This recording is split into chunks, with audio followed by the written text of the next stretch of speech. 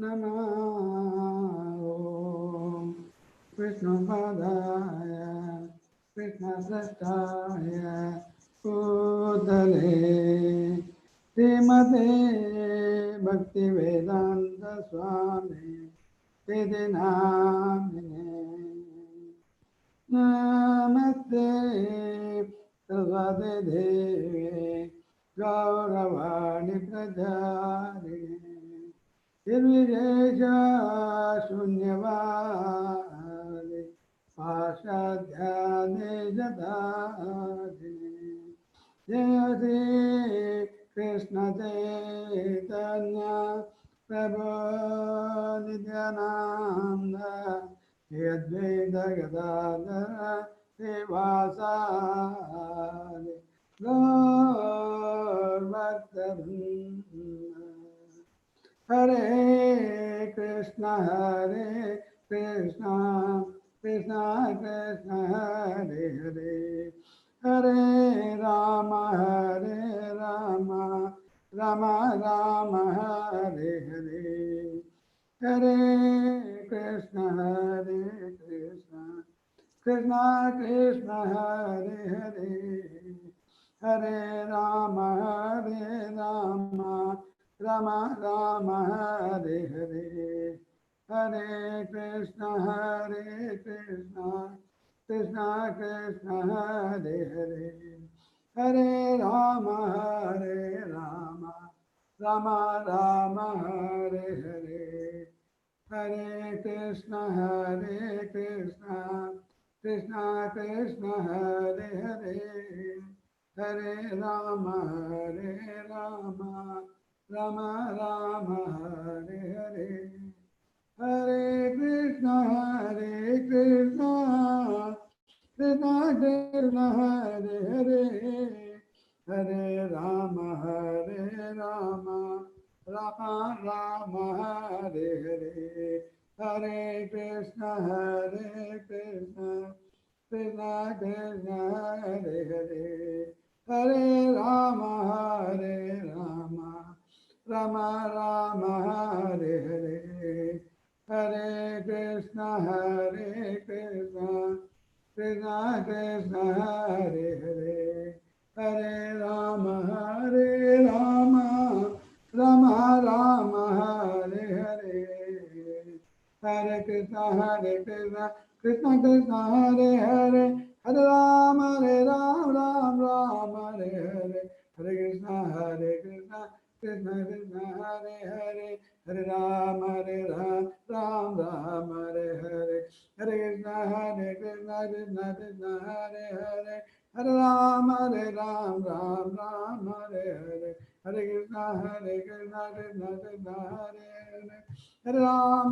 Ram Ram Hare Hare Hare Krishna Krishna Krishna Hare Hare Hare Ram Ram Hare Hare Hare Krishna Krishna Hare Hare Hare Ram Ram Hare Hare Hare Krishna Krishna Hare Hare Hare Ram Ram Hare Hare Hare Krishna Krishna Hare Hare Hare Ram Ram Hare Hare Hare Krishna Krishna Hare Hare Hare Ram Ram Hare Hare Hare Krishna Krishna Krishna Hare Hare Hare Ram Ram Ram Hare Hare Hare Krishna Krishna Krishna Hare Hare Hare Ram Ram Ram Hare Hare Hare Krishna Krishna Hare Hare Hare Ram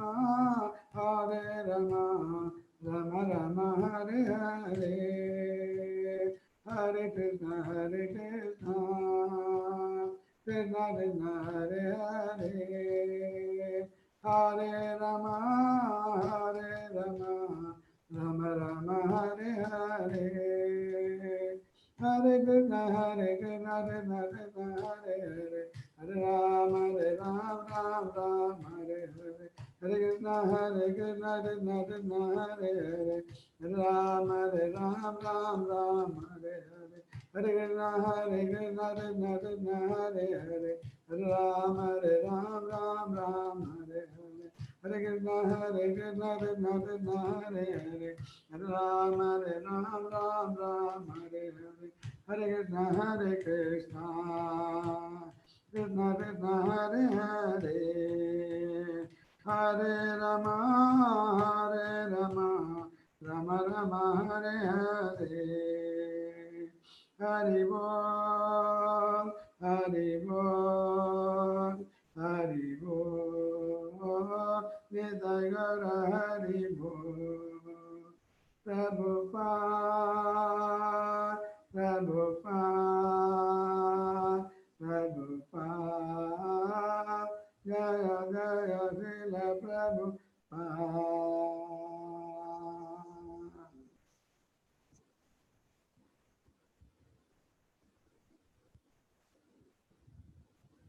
Hare Krishna.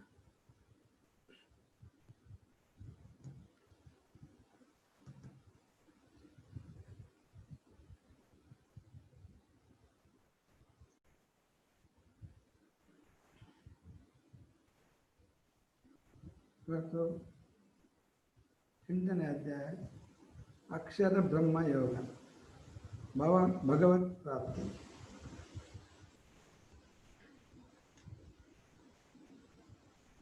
ನಿನ್ನೆ 7ನೇ ಅಧ್ಯಾಯದಲ್ಲಿ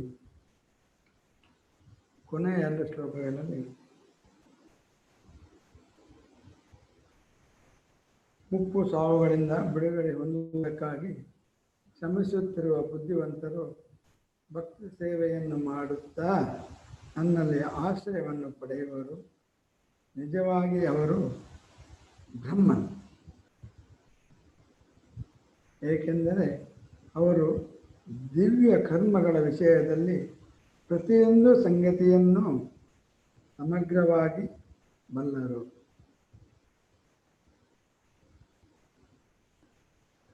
ನನ್ನ ಸಂಪೂರ್ಣ ಪ್ರಜ್ಞೆ ಇರುವವರು ಪರಮಪ್ರಭುವಾದ ನಾನೇ ಎಲ್ಲ ಐಹಿಕ ಭೌತಿಕ ಅಭಿವ್ಯಕ್ತಿಯ ದೇವತೆಗಳ ಯಜ್ಞ ರೀತಿಗಳ ನಿಯಂತ್ರಕ ತತ್ವ ಎಂದು ಬಲ್ಲವರು. ದೇವೋತ್ತಮ ಪರಮ ಪುರುಷನಾದ ನನ್ನನ್ನು ಮರಣಕಾಲದಲ್ಲಿಯೂ ಅರ್ಥ ಮಾಡಿಕೊಳ್ಳಬಲ್ಲರು ಮತ್ತು ಅರಿಯಬಲ್ಲರು.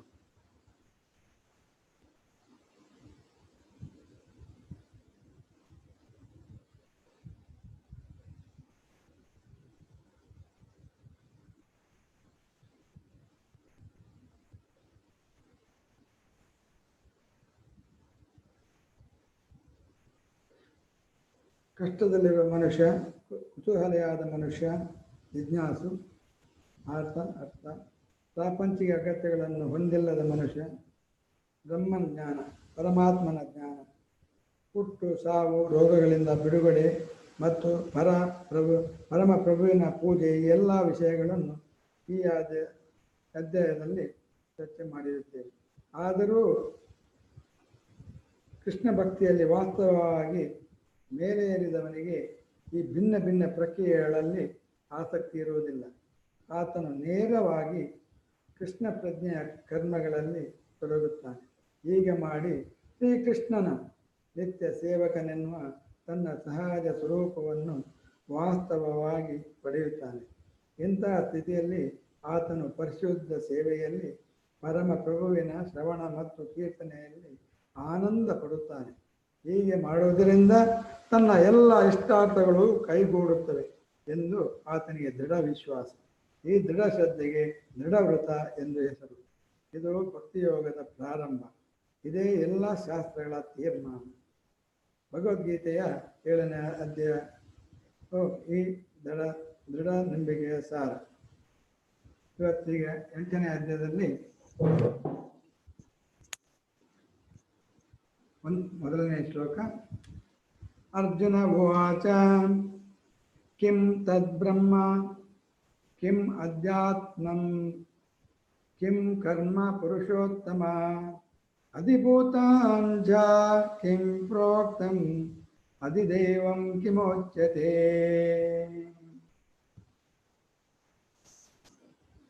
ಅರ್ಜುನನು ಹೀಗೆ ಪ್ರಶ್ನಿಸಿದನು, ಓ ಪ್ರಭುವೇ, ಪರಮ ಪುರುಷನೇ,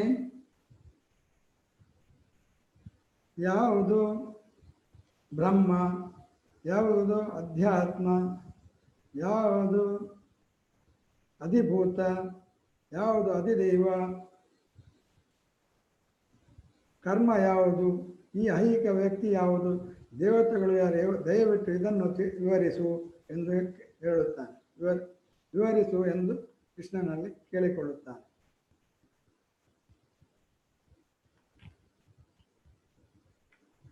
ಈ ಬ್ರಹ್ಮನ್ ಇದರಲ್ಲಿ ಬ್ರಹ್ಮದಲ್ಲಿ ಚಿತ್ಕಣ, ಈ ಸೂರ್ಯದೇವರು, ಸೂರ್ಯನ ಲೋಕ, ಸೂರ್ಯನ ಕಿರಣದೊಳಗೆ ಸಣ್ಣ ಸಣ್ಣ ಕಣಗಳು ಇರ್ತವೆ, ಅದನ್ನು ಸೂರ್ಯನ ಕಣಗಳು. ಅದೇ ರೀತಿ ಈ ದೇವರ ಪ್ರಭೆಯಲ್ಲಿ ಸಣ್ಣ ಸಣ್ಣ ಕಣಗಳು ಇರುತ್ತವೆ, ಅದನ್ನು ಚಿತ್ಕಣ. ಅದನ್ನು ಕೂಡ ನಾವು ಹೇಳುವಾಗ ಬ್ರಹ್ಮನ್ ಅಂತ ಹೇಳ್ತೇವೆ.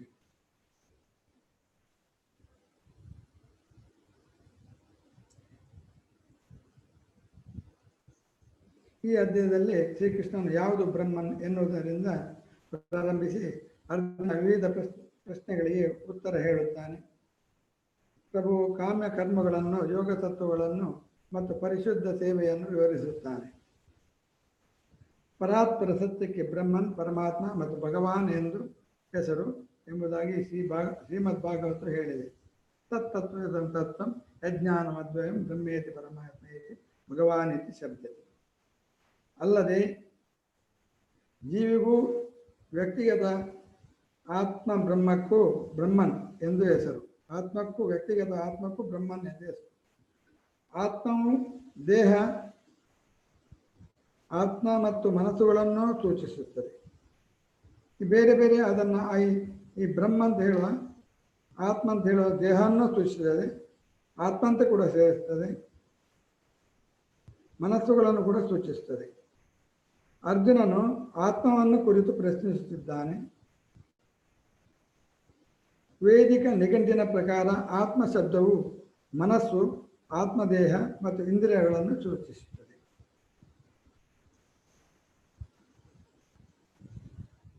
ಅಧಿಯಜ್ಞ ಕಥಂ ಕೋ ಅತ್ರ ದೇಸ್ಮಿನ್ ಮಧುಸೂದನ ಪ್ರಯಾಣ ಕಾಲೇ ಚ ಕಥಂ ಜ್ಞೇಯೋಸಿ ನಿಯತಾತ್ಮಭಿಃ. ಓ ಮಧುಸೂದನನೇ, ಯಜ್ಞದ ಪ್ರಭು ಯಾರು, ಅವನ ದೇಹದಲ್ಲಿ ವಾಸಿಸುವುದು ಹೇಗೆ, ಭಕ್ತಿ ಸೇವೆಯಲ್ಲಿ ತೊಡಗಿರುವವರು ಮರಣಕಾಲದಲ್ಲಿ ನಿನ್ನನ್ನು ತಿಳಿಯುವುದು ಹೇಗೆ. ಪ್ರಯಾಣ ಕಾಲ,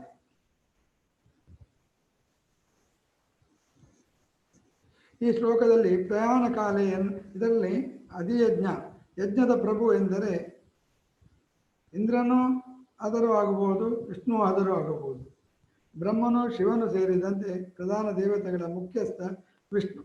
ಇಂದ್ರನು ಆಡಳಿತವನ್ನು ನಡೆಸುವ ದೇವತೆಗಳ ಮುಖ್ಯಸ್ಥ. ಯಜ್ಞ ಮಾಡುವವರು ಇಬ್ಬರನ್ನೂ ಪೂಜಿಸುತ್ತಾರೆ. ಇಲ್ಲಿಗೆ ಅರ್ಜುನನು ವಾಸ್ತವವಾಗಿ ಯಜ್ಞದ ಪ್ರಭು ಯಾರು ಮತ್ತು ಜೀವಿಯ ದೇಹದಲ್ಲಿ ಭಗವಂತನು ಹೇಗೆ ವಾಸಿಸುತ್ತಾನೆ ಎಂದು ಕೇಳುತ್ತಾನೆ. ಅರ್ಜುನನು ಭಗವಂತನನ್ನು ಮಧುಸೂದನ ಎಂದು ಸಂಬೋಧಿಸುತ್ತಾನೆ, ಏಕೆಂದರೆ ಒಮ್ಮೆ ಕೃಷ್ಣನು ಮಧು ಎಂಬ ರಾಕ್ಷಸನನ್ನು ಕೊಂದಿದ್ದಾನೆ. ವಾಸ್ತವವಾಗಿ ಸಂದೇಹಗಳೇ ಆದ ಈ ಪ್ರಶ್ನೆಗಳು ಅರ್ಜುನನ ಮನಸ್ಸಿನಲ್ಲಿ ಉದ್ಭವಿಸಲೇಬೇಕಾಗಿರಲಿಲ್ಲ, ಏಕೆಂದರೆ ಅರ್ಜುನನು ಕೃಷ್ಣನ ಪರಮ ಭಕ್ತ. ಈ ಸಂದೇಹಗಳು ರಾಕ್ಷಸರಂತೆ ಕೃಷ್ಣನು ರಾಕ್ಷಸರನ್ನು ಕೊಲ್ಲುವುದರಲ್ಲಿ ನಿಪುಣನಾದ್ದರಿಂದ ಅರ್ಜುನನು ಇಲ್ಲಿ ಕೃಷ್ಣನನ್ನು ಮಧುಸೂದನ ಎಂದು ಸಂಬೋಧಿಸುತ್ತಾನೆ. ಅರ್ಜುನನ ಮನಸ್ಸಿನಲ್ಲಿ ಕಾಣಿಸಿಕೊಳ್ಳುವ ಈ ರಾಕ್ಷಸಿ ಸಂದೇಹಗಳನ್ನು ಕೃಷ್ಣನು ಸಂಹರಿಸಲಿ ಎಂಬುದು ಇದಕ್ಕೆ ಕಾರಣ.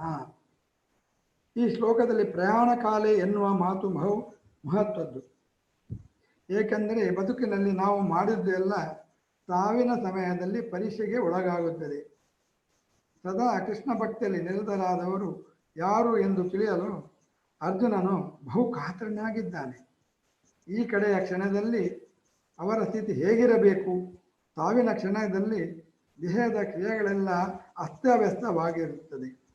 ಮನಸ್ಸು ಯೋಗ ಸ್ಥಿತಿಯಲ್ಲಿ ಇರುವುದಿಲ್ಲ. ದೇಹದ ಈ ಸ್ಥಿತಿಯಿಂದ ಅಲ್ಲೋಲ ಕಲ್ಲೋಲವಾದ ಮನಸ್ಸಿಗೆ ಆ ದೇವರನ್ನು ಸ್ಮರಿಸುವುದು ಸಾಧ್ಯವಾಗದೇ ಹೋಗಬಹುದು. ಒಬ್ಬ ಮಹಾಭಕ್ತರಾದ ಕುಲಶೇಖರಾಳ್ವರು ಹೀಗೆ ಪ್ರವರ್ತಿಸುತ್ತಾರೆ. ಕೃಷ್ಣ ತುದಿಯ ಪಾದ ಪಂಕಜ ಪಂಜನಾಥಮಾದ್ಯೇ ಮೇಷತು ಮನಸರಾಜ ಹಂಸ ಪ್ರಾಣ ಪ್ರಯಾಣ ಸಮಯ ಕಪವಾದ ಪೇತರ್ ಕಂಠಾವರೋಧನ ವಿಧ ಸ್ಮರಣಂ ಕುಟಸ್ಥೆ. ನನ್ನ ಪ್ರೀತಿಯ ಪ್ರಭುವೇ, ಈಗ ನಾನು ಸಂಪೂರ್ಣವಾಗಿ ಆರೋಗ್ಯದಿಂದ ಇದ್ದೇನೆ. ಈಗಲೇ ನಾನು ಸಾಯುವುದು ಉತ್ತಮ, ಏಕೆಂದರೆ ಆಗ ನನ್ನ ಮನಸ್ಸಿನ ಹಂಸವು ನಿನ್ನ ಪಾದ ಕಮಲದ ನಾಳಗಳನ್ನು ಪ್ರವೇಶಿಸಲು ಪ್ರಯತ್ನಿಸಬಹುದು. ಈ ಉಪಮಾನವನ್ನು ಬಳಸಲು ಕಾರಣ, ನೀರಿನ ಪಕ್ಷವಾದ ಅಂಶಕ್ಕೆ ಕಮಲದ ಹೂವನ್ನು ಅಗೆಯುವುದು ಎಂದರೆ ಸಂತಸ, ಕಮಲವನ್ನು ಪ್ರವೇಶಿಸುವುದು ಅದಕ್ಕೆ ಒಲವಿನ ಆಟ. ಮಹಾರಾಜ ಕುಲಶೇಖರರು ಭಗವಂತನಿಗೆ ಹೀಗೆ ಹೇಳುತ್ತಾರೆ: ಈಗ ನನ್ನ ಮನಸ್ಸಿಗೆ ಶೋಭೆ ಇಲ್ಲ, ನಾನು ಸಂಪೂರ್ಣವಾಗಿ ಆರೋಗ್ಯವಾಗಿದ್ದೇನೆ. ನಿನ್ನ ಚರಣ ಕಮಲವನ್ನು ಧ್ಯಾನಿಸುತ್ತಾ ನಾನು ಈಗಲೇ ಸತ್ತರೆ ನನ್ನ ಭಕ್ತಿಪೂರ್ವಕ ಸೇವೆಯು ಪರಿಪೂರ್ಣವಾಗುವುದೆಂದು ನನಗೆ ನಿಶ್ಚಯ. ಆದರೆ ಸಹಜವಾಗಿ ಸಾವು ಬರುವ ತನಕ ನಾನು ಕಾಯಬೇಕಾದರೆ ಏನಾಗುವುದೋ ಕಾಣೆ. ಏಕೆಂದರೆ ಆ ಹೊತ್ತಿಗೆ ನನ್ನ ದೈಹಿಕ ಕ್ರಿಯೆಗಳೆಲ್ಲ ಅಸ್ತವ್ಯಸ್ತ ಆಗುವುದು. ಕಫವಾತ ಪಿತ್ತೇಹಿ, ನನ್ನ ಗಂಟಲಿನಲ್ಲಿ ಉಸಿರು ಸಿಕ್ಕಿ ಹಾಕಿಕೊಳ್ಳಬಹುದು. ನನ್ನ ಹೆಸರನ್ನು ಉಚ್ಚರಿಸಲು ನನಗೆ ಸಾಧ್ಯವಾಗದೆ ಹೋಗುವುದು. ಇಂಥ ಸಮಯದಲ್ಲಿ ಮನುಷ್ಯನು ತನ್ನ ಮನಸ್ಸನ್ನು ಕೃಷ್ಣನ ಚರಣ ಕಮಲಗಳಲ್ಲಿ ನಿಲ್ಲಿಸುವುದು ಹೇಗೆ ಎಂದು ಅರ್ಜುನನು ಪ್ರಶ್ನಿಸುತ್ತಾನೆ. ಶ್ರೀ ಭಗವಾನ್ ಉವಾಚ ಅಕ್ಷರಂ ಬ್ರಹ್ಮ ಪರಮಂ ಸ್ವಭಾವೋ ಅಧ್ಯಾತ್ಮೋಚ್ಯತೆ ಭೂತಭಾವ ಉದ್ಭವಾಕರೋ ವಿಸರ್ಗ ಕರ್ಮ ಸಂಜಿತಃ. ಪರಮಪುರುಷ ಶ್ರೀಕೃಷ್ಣನು ಹೀಗೆ ಹೇಳಿದನು: ಅವಿನಾಶಿಯಾದ ದಿವ್ಯ ಜೀವಿಗೆ ಬ್ರಹ್ಮನ್ ಎಂದು ಹೆಸರು. ಅವನ ನಿತ್ಯ ಸ್ವಭಾವವನ್ನು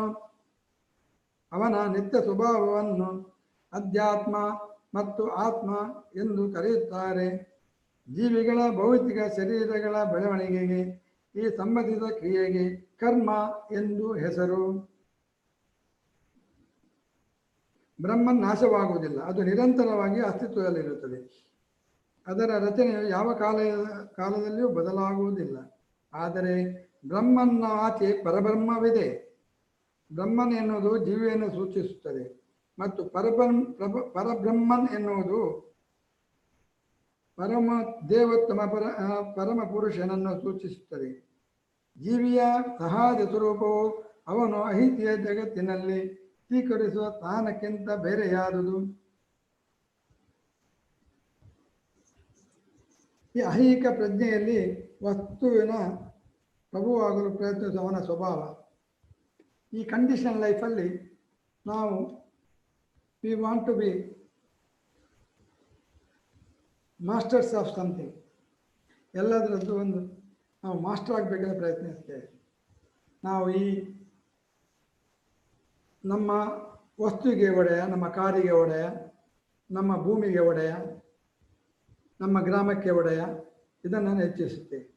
ಅದು ಸ್ವಭಾವ, ಮನುಷ್ಯನ ಸ್ವಭಾವ, ಕಂಡೀಷನ್. ಬಿಕಾಸ್ ನಾವು ಈ ಸ್ವಭಾವದಲ್ಲಿ, ಈ ಪ್ರಾಕೃತಿಕ ಭೌತಿಕ ಸ್ವಭಾವದಲ್ಲಿ ಬಿದ್ದಿರಿಂದ ಈ ಸ್ವಭಾವ. ಆದರೆ ಆಧ್ಯಾತ್ಮಿಕ ಪ್ರಜ್ಞೆಯಲ್ಲಿ, ಕೃಷ್ಣ ಭಕ್ತಿಯಲ್ಲಿ ಪರಮ ಪ್ರಭುವನ್ನು ಸೇವಿಸುವುದೇ ಅವನ ಸ್ಥಾನ. ಜೀವಿಯು ಐಹಿಕ ಪ್ರಜ್ಞೆಯಲ್ಲಿ ಇದ್ದಾಗ ಐಹಿಕ ಜಗತ್ತಿನಲ್ಲಿ ಅವನು ಹಲವು ದೇಹಗಳನ್ನು ಧರಿಸಬೇಕಾಗುತ್ತದೆ. ಅವನು ಈ ಮೆಟೀರಿಯಲ್ ವರ್ಲ್ಡಲ್ಲಿ ಇರುವಾಗ ಬೇರೆ ಬೇರೆ ಬೇರೆ ಬೇರೆ ದೇಹಗಳನ್ನು ತಗೊಳ್ತಾ ಹೋಗಬೇಕಾಗ್ತದೆ. ಪುನರಪಿ ಜನನ ಪುನರಪಿ ಮರಣ. ಮತ್ತು 84 ಲಕ್ಷ ಜೀವ ಜಾತಿಗಳಲ್ಲಿ ನಾವು ಹುಟ್ಟುತ್ತೇವೆ. ಅಥವಾ ಇದಕ್ಕೆ ಕರ್ಮ ಅಥವಾ ಐಕ್ಯ ಪ್ರಜ್ಞೆಯ ಶಕ್ತಿಯಿಂದ ಘಟಿಸುವ ವೈವಿಧ್ಯಮಯ ಸೃಷ್ಟಿ ಎಂದು ಹೆಸರು. ನಾವು ಷಡ್ವಿಕಾರಕ್ಕೆ ಹೋಗುತ್ತೇವೆ.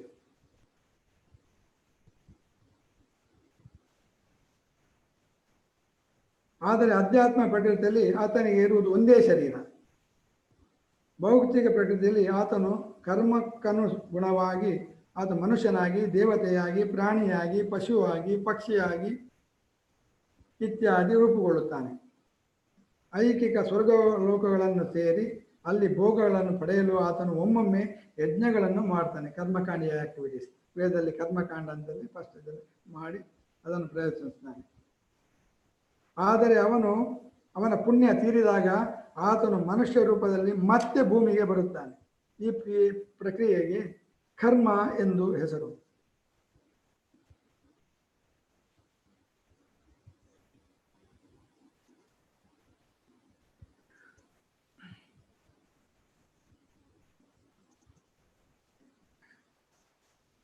ಯಜ್ಞದ ಪ್ರಕ್ರಿಯೆಯಲ್ಲಿ ನಿರ್ದಿಷ್ಟ ಸ್ವರ್ಗಲೋಕಗಳನ್ನು ಸೇರುವುದಕ್ಕಾಗಿ ಜೀವಿಯು ನಿರ್ದಿಷ್ಟ ಯಜ್ಞಗಳನ್ನು ಮಾಡುತ್ತಾನೆ.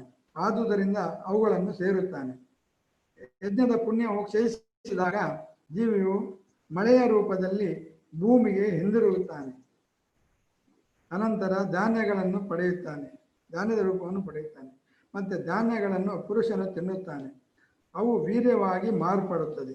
ವೀರ್ಯವು ಹೆಂಗಸಿನ ಗರ್ಭಧಾನ ಮಾಡುತ್ತದೆ. ಜೀವಿಯು ಮತ್ತೆ ಮನುಷ್ಯ ರೂಪವನ್ನು ಪಡೆಯುತ್ತಾನೆ, ಯಜ್ಞವನ್ನು ಮಾಡುತ್ತಾನೆ. ಹೀಗೆ ಚಕ್ರದ ಪುನರಾವರ್ತನೆ ಆಗುತ್ತಾ ಇರ್ತದೆ.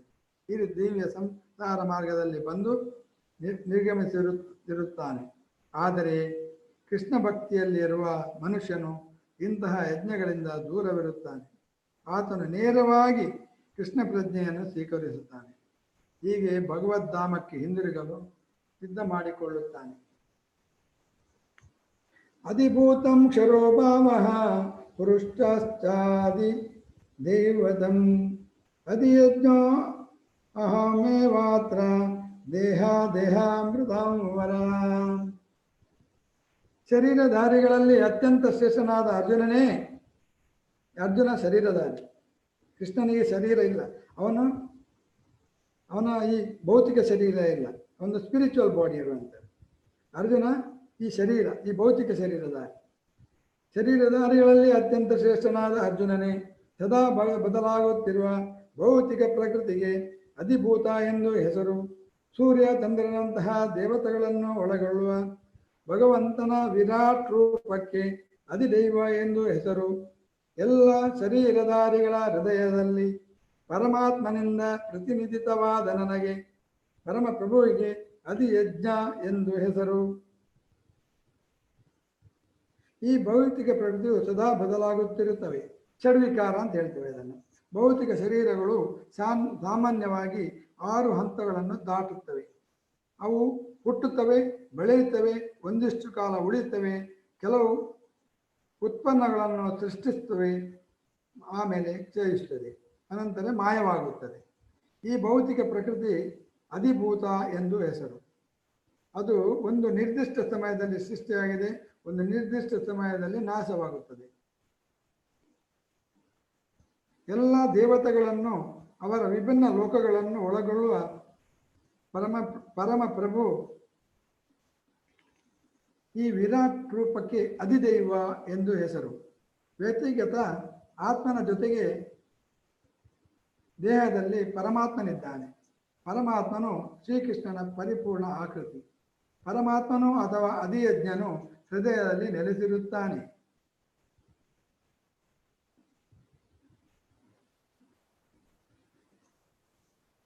ಈ ವಿರಾಟ್ ರೂಪವನ್ನು ನಾವು ಪುರುಷ ಸೂಕ್ತದಲ್ಲಿ ನಾವು ಓದ್ತೇವೆ. ಸಹಸ್ರಶೀರ್ಷ ಪುರುಷ ಸಹಸ್ರಾಂಶ ಸಹಸ್ರಪಾತ್ ಸಾ ಭೂಮಿ ವಿಶ್ವತೋ ವೃತ್ವ ಅತ್ಯಾದಿಷ್ಟ ದಶಾಂಗುಲಂ. ಹೀಗೆ ಅದರಲ್ಲಿ ನಾವು ಅದನ್ನು ಓದಿದಾಗ, ಪುರುಷ ಸೂಕ್ತನ ಓದಿದಾಗ ಅದರಲ್ಲಿ ಆ ಪುರುಷನ ಅದರಲ್ಲಿ ವಿವರಣೆ ಇದೆ.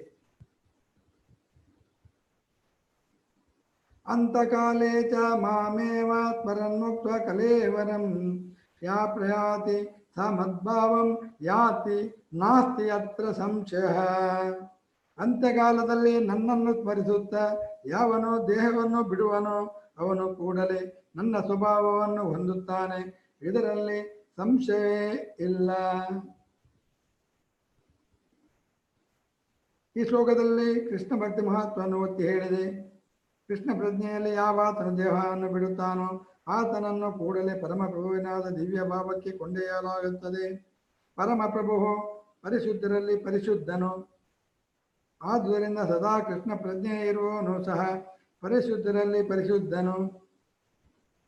ಸ್ಮರನ್ ಎನ್ನುವ ಮುಖ್ಯ ಶಬ್ದವಾದದ್ದು ಭಕ್ತಿಪೂರ್ವಕ ಸೇವೆಯಲ್ಲಿ ಕೃಷ್ಣ ಪ್ರಜ್ಞೆಯ ಸಾಧನೆಯನ್ನು ಮಾಡದಿರುವ ಅಪರಿಶುದ್ಧ ಆತ್ಮಕ್ಕೆ ಕೃಷ್ಣ ಸ್ಮರಣೆಯು ಸಾಧ್ಯವಿಲ್ಲ.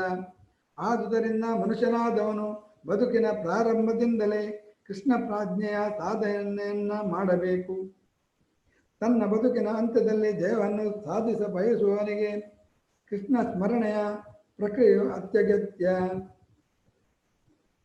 ಏತವಾನ್ ಸಾಂಗಯೋಗ್ಯಾಭ್ಯಾಂ ಸ್ವಧರ್ಮ ಪರಿನಿಷ್ಠಿತೆಯ ಜನ್ಮಲಾಭ ಪರಾಪಂಸೋ ಅಂತೆ ನಾರಾಯಣ ಸ್ಮೃತಿ.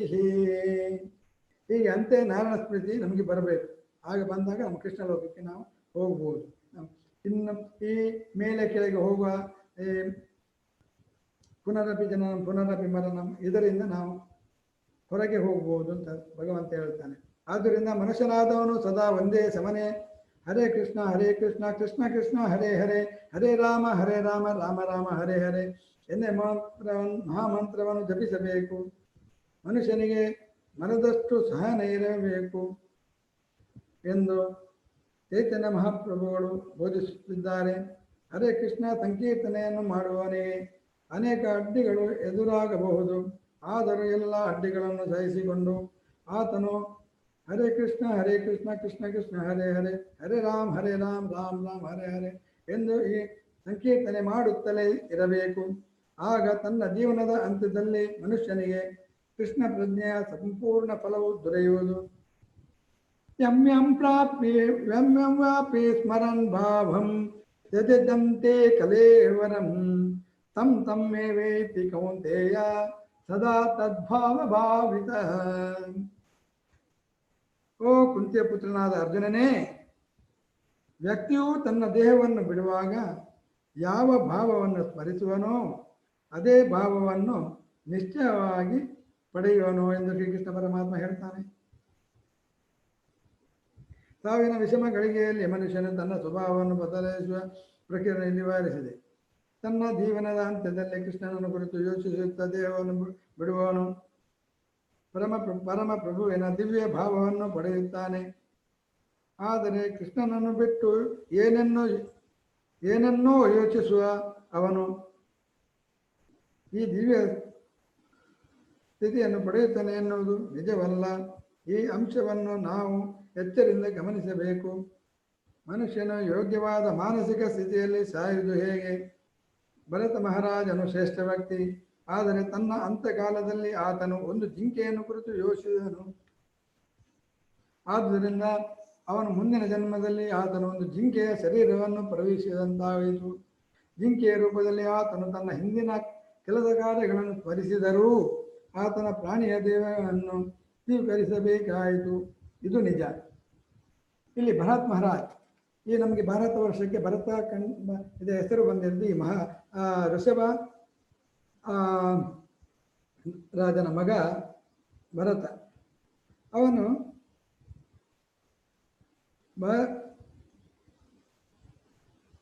ತನ್ನ ರಾಜ್ಯಗಳನ್ನು ಸಣ್ಣ ವಯಸ್ಸಿನಲ್ಲೇ ಬಿಟ್ಟು, ಇದು ಮಲವತ್ ಅಂತ ಹೇಳಿ ಅವನು ಬಿಟ್ಟು ಕಾಡಿಗೆ ಹೋಗುತ್ತಾನೆ.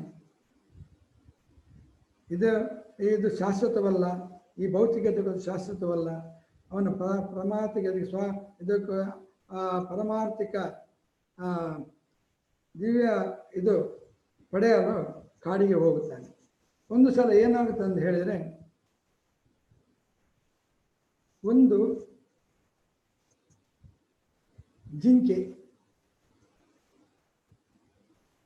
ಅದು ಬಸುರಿ, ಪ್ರೆಗ್ನೆಂಟ್, ಅದನ್ನು ಹಿಂದೆಯಿಂದ ಒಂದು ಹುಲಿ ಕಾಯುತ್ತಾ ಇರುತ್ತದೆ. ಹುಲಿ ಗರ್ಜಿಸುವಾಗ ಆ ಶಬ್ದದಲ್ಲಿ ಹೆದರಿ ಈ ಜಿಂಕೆ ನದಿಗೆ ಅದು ಹಾರಿಬಿಡುತ್ತದೆ. ಹಾರುವಾಗ ಜಿಂಕೆ ಅಮ್ಮ ಜಿಂಕೆ ಸತ್ತು ಹೋಗ್ತದೆ. ಅದರ ಹೊಟ್ಟೆಯಲ್ಲಿದ್ದ ಗರ್ಭಪಾತವಾಗ್ತದೆ. ಸಣ್ಣ ಮಗುವನ್ನು ಇದನ್ನು ಭರತ ಮಹಾರಾಜನು ನೋಡ್ತಾ ಇರ್ತಾನೆ. ಅದನ್ನು ಕೊಂಡೋಗಿ ಮನೆಗೆ ಸಾಕ್ತಾನೆ. ಪಾಲನ ಅದರ ಮೇಲೆ ಮತ್ತೆ ಅವನು ಹೋದದ್ದು ಇಡೀ ಕುಟುಂಬವನ್ನು, ಅವನ ಕುಟುಂಬದಲ್ಲಿ ಬೇಕಾದಷ್ಟು ಕುದುರೆಗಳು, ಆನೆಗಳು ಎಲ್ಲ ಅವನ ರಾಜ್ಯದಲ್ಲಿ ಮಹಾರಾಜನಾಗಿದ್ದ, ಒಳ್ಳೆಯ ರಾಜನಾಗಿದ್ದ, ಅವ ಚಕ್ರವರ್ತಿ ಆಗಿದ್ದ, ಎಲ್ಲ ಇತ್ತು ಅವನಿಗೆ. ಈ ಕಾಲ ಜಿಂಕೆ ಮರಿಯ ಅವಶ್ಯಕತೆ ಏನು ಇರಲಿಲ್ಲ ಅವನಿಗೆ. ಅದನ್ನು ತನ್ನ ಮಕ್ಕಳು, ತನ್ನ ಹೆಂಡತಿ ಮಕ್ಕಳು ಎಲ್ಲರೂ ಇದ್ರು. ಅದನ್ನು ಬಿಟ್ಟು ಮಲವತ್ತಂತ ಹೇಳಿ ಹೋಗಿ ಕಾಡಿಗೆ ಹೋಗಿದ್ದಾನೆ. ಆ ಕಾಡಲ್ಲಿ ಜಿಂಕೆಯ ಮರಿಯನ್ನು ಸಾಕಿ ಕೊನೆಗೆ ಎಷ್ಟೆಷ್ಟು ಅದರ ಮೇಲೆ ಆ ಪ್ರೀತಿ ಬಂದು ಅದರ ಧ್ಯಾನವೇ ಆಗ್ತದೆ. ದೇವರ ಧ್ಯಾನವನ್ನು ಬಿಟ್ಟು ಪಾಲನ, ಪ್ರೀಲನ, ಪೋಷಣ ಇದರಲ್ಲೇ ತೊಡಗಿರುತ್ತಾನೆ. ಒಂದು ದಿನ ಅದು ಜಿಂಕೆ ಮರಿ ಕಾಣದಾಗುತ್ತದೆ. ಅದನ್ನು ಎಲ್ಲಿಂಟು ಆ ಮರಿಯನ್ನು ಹುಡ್ಕೊಂಡು ಹೋಗಿ ಅದೇ ಭಾವನೆಯಲ್ಲಿ ಕಣ್ತಪ್ಪಿ ಒಂದು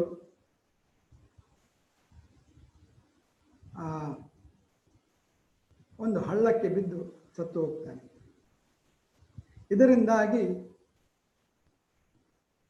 ಅವನು ಇನ್ನೊಂದು ಜನ್ಮವನ್ನು, ಜಿಂಕೆಯ ಜನ್ಮವನ್ನು ತೆಗೆಯಬೇಕಾಗ್ತದೆ.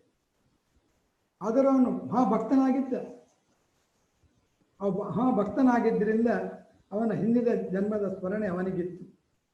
ಆ ಜಿಂಕೆಯ ರೂಪ ಮಾತ್ರ ಅವನೇ ಪಡೆಯಲೇಬೇಕಾಯಿತು. ಆ ಜಿಂಕೆಯ ರೂಪದಲ್ಲಿ ಅವನಿಗೆ ತಾನು ಹಿಂದೆ ಮಾಡಿದ ಎಲ್ಲ ನೆನಪಿತ್ತು. ಅದನ್ನು ಅವನು ಏನು ಮಾಡ್ತಾನೆಂದರೆ, ಆ ಜಿಂಕೆ ಹೋಗಿ ಭಕ್ತರ ಎಲ್ಲಿ ಅಲ್ಲಿ ಆಶ್ರಮ ಇರ್ತದೆ, ಅಲ್ಲಿ ಹೋಗಿ ಅಲ್ಲಿ ಪ್ರಸಾದವನ್ನು ತಿಂದು ಬೀಳ್ಸಾಕ್ತಾರೆ, ಅದನ್ನು ತಿಂತಾ ಇರ್ತದೆ. ಮತ್ತೆ ಅದನ್ನು ತಿಂದು ಅದು ಮತ್ತೆ ತನ್ನ ದೇಹವನ್ನು ಅದು ಬಿಡ್ತದೆ. ಅದು ಬಿಟ್ಟಾಗ ಇನ್ನೊಂದು ಜನ್ಮ ಪಡಿತಾನೆ. ಅದರಲ್ಲಿ ಜಡಭರತನಾಗಿ ಹುಡ್ತಾನೆ. ಆಗ ಅವನಿಗೆ ಹಿಂದಿನ ಜನ್ಮದ ಎಲ್ಲ ಅರಿವು ಇದ್ದು, ನಾನು ಇದು ಏನು ತಪ್ಪು ಮಾಡಿದೆ ಅಂತ ಹೇಳಿ, ಮತ್ತೆ ಅವನು ಅಷ್ಟು ಹೆದರಿ ಅವನು ಏನು ಕೆಲಸ ಮಾಡುವುದಿಲ್ಲ, ಎಂಥ ಕೆಲಸ ಮಾಡು, ತಿನ್ನುವುದು ಕೂತ್ಕೊಳ್ಳು ಜಡಭರತ ಅಂತ. ಏನಕ್ಕೆ ಜಡಭರತ? ಹಾಗೆ ಅಷ್ಟು ಹೆದರಿಕೆ ಅವನಿಗೆ, ಯಾರತ್ತೂ ಮಾತಾಡುವುದಿಲ್ಲ. ಮಾತ್ರ ಅಂತರಂಗದಲ್ಲಿ ಅವನಿಗೆ ಹೊರಗಿಂದ ಹೆದರಿಕೆಯಲ್ಲಿ, ಒಳಗಿಂದ ಅಂತರಂಗದಲ್ಲಿ ಭಗವಂತನನ್ನು ಧ್ಯಾನಿಸ್ತಾ ಕೂತ್ಕೊಳ್ತಾನೆ. ಕೊನೆಗೆ ಒಂದು ಸಲ ರಾಹುಗಣ ಅಂತ ಹೇಳುವ ರಾಹುಗಣ ರಾಜ ಆ ಕಡೆಯಿಂದ ಕಾಶ್ಮೀರದಿಂದ ಗಂಗಾಸಾಗರಕ್ಕೆ ಹೋಗ್ತಾ ಇದ್ದಾನೆ. ಅವನನ್ನು ಹೊತ್ತುಕೊಂಡು 4 ಜನ ಹೋಗ್ತಾರೆ. ಅವನು ಹೊತ್ತುಕೊಂಡು ಹೋಗುವಾಗ ಒಬ್ಬನಿಗೆ ಏನೋ ಏಟಾಗ್ತದೆ. ಆಗ ಅವನನ್ನು ಹೊತ್ತುಕೊಂಡು ಪಲ್ಲಕ್ಕಿಲಿ ಹೊತ್ತುಕೊಂಡು ಹೋಗುವ, ಆಗ ಅವನನ್ನು ಹೊರ್ಕೊಂಡು ಹೋಗ್ಲಿಕ್ಕೆ ಆಗೋದಿಲ್ಲ. ಆಗ ಯಾರಿದ್ದಾರೆ ಅಂತ ಹುಡುಕುವಾಗ ಇವನು ಒಂದು ದೊಡ್ಡ ಬಾಡಿಯಲ್ಲಿ ಕೂತ್ಕೊಂಡನ್ನ ಒಬ್ಬ ಕೂತ್ಕೊಂಡವನನ್ನು ಕಾಣ್ತಾರೆ. ಅವನನ್ನು ಕರ್ಕೊಂಡು ಬಂದು ಅವನೇ ಜಡಭರತ. ಅವನನ್ನು ತಂದು ಹೆಗಲಿಗೆ ಅದನ್ನು ಹೆಗಲಿಗೆ ಕೈಕೊಳ್ಳಿಕ್ಕೆ ಹೇಳ್ತಾರೆ. ಆದರೆ ಅವನು ಏನು ಮಾಡ್ತಾನೆಂದರೆ ಹೇಳಿದರೆ, ಅಲ್ಲಿ ಹೊತ್ತುಕೊಂಡು ಹೋಗುವಾಗ ಕಾಲಿ ಅಡಿಯಲ್ಲಿ ಒಂದು ಇರುವೆ ಬಂದರೂ ಕೂಡ ಆ ಒಂದು ಇರುವಿಗೆ ಮೇಲೆ ಕಾಲಿಡದೆ ಒಂದು ಕಾಲ ಆಚೆ ಇಡೋದು, ಒಂದು ಕಾಲ ಈಚೆ ಇಡೋದು, ಹಾಗೆ ಅವ್ರು ಸಿಂಕ್ರನಸ್ ಆಗಿ ಅವನು ಹೋಗ್ಲಿಕ್ಕೆ ಆಗ್ತಾ ಇಲ್ಲ. ಆಗ ರಾಜನಿಗೆ ಸಿಟ್ಟು ಬಂದು ಅವನಿಗೆ ಬೈತಾನೆ, ಇಷ್ಟು ದೊಡ್ಡ ದೇಹದವನು ಹೊರ್ಕೊಂಡು ಹೋಗ್ಲಿಕ್ಕೆ ಅಲ್ಲಕ್ಕೆ ಹೊರ್ಕೊಂಡು ಹೋಗ್ಲಿಕ್ಕೆ ಆಗುದಿಲ್ಲ ಅಲ್ಲ ಅಂತ ಅವನಿಗೆ ಬೈತಾನೆ, ನೀನು ಕೊಂದು ಬಿಡ್ತಾನೆ ಅಂತ ಹೇಳ್ತಾನೆ. ಅಷ್ಟೊತ್ತಿಗೆ ಅವನಿಗೆ ದಿವ್ಯ ಜ್ಞಾನವನ್ನು ಕೊಡ್ತಾನೆ. ಇದು ಜಡಭರತನ ಕಥೆ. ಹೀಗೆ ಭರತ ಮಹಾರಾಜ ಅವನಿಗೆ 3 ಜನ್ಮ ಪಡೆಯಬೇಕಾಯ್ತು. ಅದಕ್ಕೆ यम यमोऽपि स्मरन् भावं त्यजन्ते कलेवरं तं तं ಮೇತಿ ಕೌಂತೆಯ ಸದಾ ತದ್ಭಾವ ಭಾವಿತಃ. ಅವನು ಯಾವ ಭಾವದಲ್ಲಿ ಸತ್ತ ಆ ಜಿಂಕೆಯ ಭಾವದ ಸತ್ತ ಜಿಂಕೆಯ ಭಾವದಲ್ಲಿ ಸಿಗ್ತಾನೆ. ಇದು ಅದು ಶ್ರೀಮದ್ ಭಾಗವತದ ಕಥೆ, ಅದಕ್ಕೆ ಉದಾಹರಣೆ ಕೊಟ್ಟು ಹೇಳಿದೆ. ಅದಕ್ಕೋಸ್ಕರ ಅದು ಈ ಜನ್ಮದ ಅಂತ್ಯದಲ್ಲಿ ತನ್ನ ಭಾವವನ್ನು ಯಶಸ್ವಿಯಾಗಿ ಬದಲಾವಣೆ ಮಾಡಲು ಹರೇ ಕೃಷ್ಣ ಕೃಷ್ಣ ಕೃಷ್ಣ ಹರೇ ಹರೇ, ಹರೇ ರಾಮ ರಾಮ ರಾಮ ಹರೇ ಹರೇ ಎಂದು ಸಂಕೀರ್ತನೆ ಮಾಡುವುದೇ ಅತ್ಯುತ್ತಮ ಪ್ರಕ್ರಿಯೆ.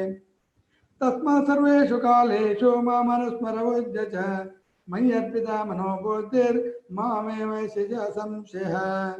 ಆದ್ದರಿಂದ ಅರ್ಜುನನೇ, ನೀನು ಯಾವಾಗಲೂ ನನ್ನ ಕೃಷ್ಣನ ರೂಪದಲ್ಲಿ ಸ್ಮರಿಸುತ್ತಿರಬೇಕು. ಅದೇ ಕಾಲದಲ್ಲೇ ಯುದ್ಧ ಮಾಡುವ ನಿನ್ನ ವಿಧಿತ ಕರ್ತವ್ಯವನ್ನು ಮಾಡಬೇಕು. ನನ್ನನ್ನು ಸ್ಮರಿಸಬೇಕು, ನಿನ್ನ ಕರ್ತವ್ಯ ಮಾಡಬೇಕು.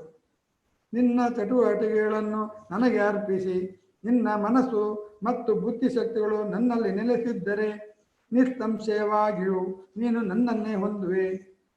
ಇಲ್ಲಿಗ ಯುದ್ಧ ರಣರಂಗದಲ್ಲಿದ್ದಾರೆ. ಆ ರಣರಂಗದಲ್ಲಿ ಅವನು ಕೃಷ್ಣನ ನೆನೆದುಕೊಂಡು ಅವನು ಯುದ್ಧ ಮಾಡಬೇಕಂತೇಳಿ ಅವನು ಪ್ರೋತ್ಸಾಹಿಸ್ತಾ ಇರ್ತಾನೆ. ಅಭ್ಯಾಸ ಯೋಗಯುಕ್ತೇನ ಚೇತಸ ನ ಅನ್ಯಗಾಮಿನ ಪರಮಂ ಪುರುಷಂ ದಿವ್ಯಂ ಯಾತಿ ಪಾರ್ಥ ಅನುಚಿಂತಯನ್. ಪಾರ್ಥನೆ, ದೇವೋತ್ತಮ ಪರಮ ಪುರುಷನಂತೆ ನನ್ನನ್ನು ಯಾರು ಧ್ಯಾನಿಸುತ್ತಾರೋ, ಬೇರೆ ಯಾವ ಕಡೆಗೂ ಮನಸ್ಸು ಚಲಿಸದಂತೆ ಯಾರ ಮನಸ್ಸು ಸದಾ ತನ್ನಲ್ಲಿ ತನ್ಮಯವಾಗಿರುವುದು ಅವನು ಖಂಡಿತವಾಗಿಯೂ ನನ್ನ ಬಳಿಗೆ ಬರುವನು. ಇದು ಕೃಷ್ಣನ ಹೇಳು ಪ್ರಾಮಿಸ್ ಮಾಡ್ತಾನೆ.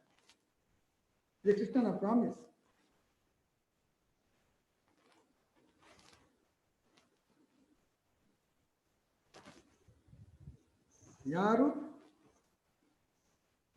ಯಾರ ಮನಸ್ಸು ಸದಾ ತನ್ನಲ್ಲಿ ತನ್ಮಯವಾಗಿರುವುದು ಅವನು ಖಂಡಿತವಾಗಿಯೂ ನನ್ನ ಬಳಿಗೆ ಬರುವನು ಎಂದು ಪ್ರಾಮಿಸ್ ಮಾಡ್ತಾನೆ. ಕವಿಂ ಪುರಾಣಂ ಅನುಶಾಸಿತಾರಂ ಅನೋರಣೀಯಾನ್ ಸಮಾನುಸ್ಮರೇದ್ಯಃ ಸರ್ವಸ್ಯ ದಾತಾರಂ ಅಚಿಂತ್ಯ ರೂಪಂ ಆದಿತ್ಯವರ್ಣಂ ತಮಃ ಸಹ ಪರಸ್ತಾತ್. ಪರಮಪುರುಷನು ಎಲ್ಲವನು ಬಲ್ಲವನು, ಅತಿ ಪುರಾತನನು, ನಿಯಂತ್ರಕನು, ಅತ್ಯಂತ ಸಣ್ಣದಕ್ಕಿಂತ ಸಣ್ಣದಾಗಿರುವನು, ಎಲ್ಲವನ್ನು ಪಾಲಿಸುವವನು, ಎಲ್ಲ ಐಹಿಕ ಕಲ್ಪನೆಯನ್ನು ಮೀರಿದವನು, ಚಿಂತನೆಯನ್ನು ಮೀರಿದವನು ಮತ್ತು ಸದಾ ಒಬ್ಬ ಪುರುಷನು ಎಂದು ನಾವು ಧ್ಯಾನಿಸಬೇಕು. ಅವನೊಂದು ಪುರುಷ, ಅವನ ಪರ್ಸನಾಲಿಟಿ, ಅವ ನಿರಾಕಾರ ಅಲ್ಲ, ಅವನ ಆಕಾರ ಉಂಟು, ಅವನು ಪುರುಷ. ಅವನು ಸೂರ್ಯನಂತೆ ಪ್ರಕಾಶಿಸುವನು ಮತ್ತು ದಿವ್ಯನಾಗಿದ್ದು ಈ ಐಹಿಕ ಪ್ರಕೃತಿಗೆ ಅತೀತವಾದವನು ಎಂದು ತಿಳಿದಿರಬೇಕು ಎಂದು ಶ್ರೀಕೃಷ್ಣ ಪರಮಾತ್ಮ ಹೇಳ್ತಾನೆ. ಅನೋರಾನಿಯನ್ ಮಹತೋ ಮನೆಯಾನ್ ಎಂದು ಅದು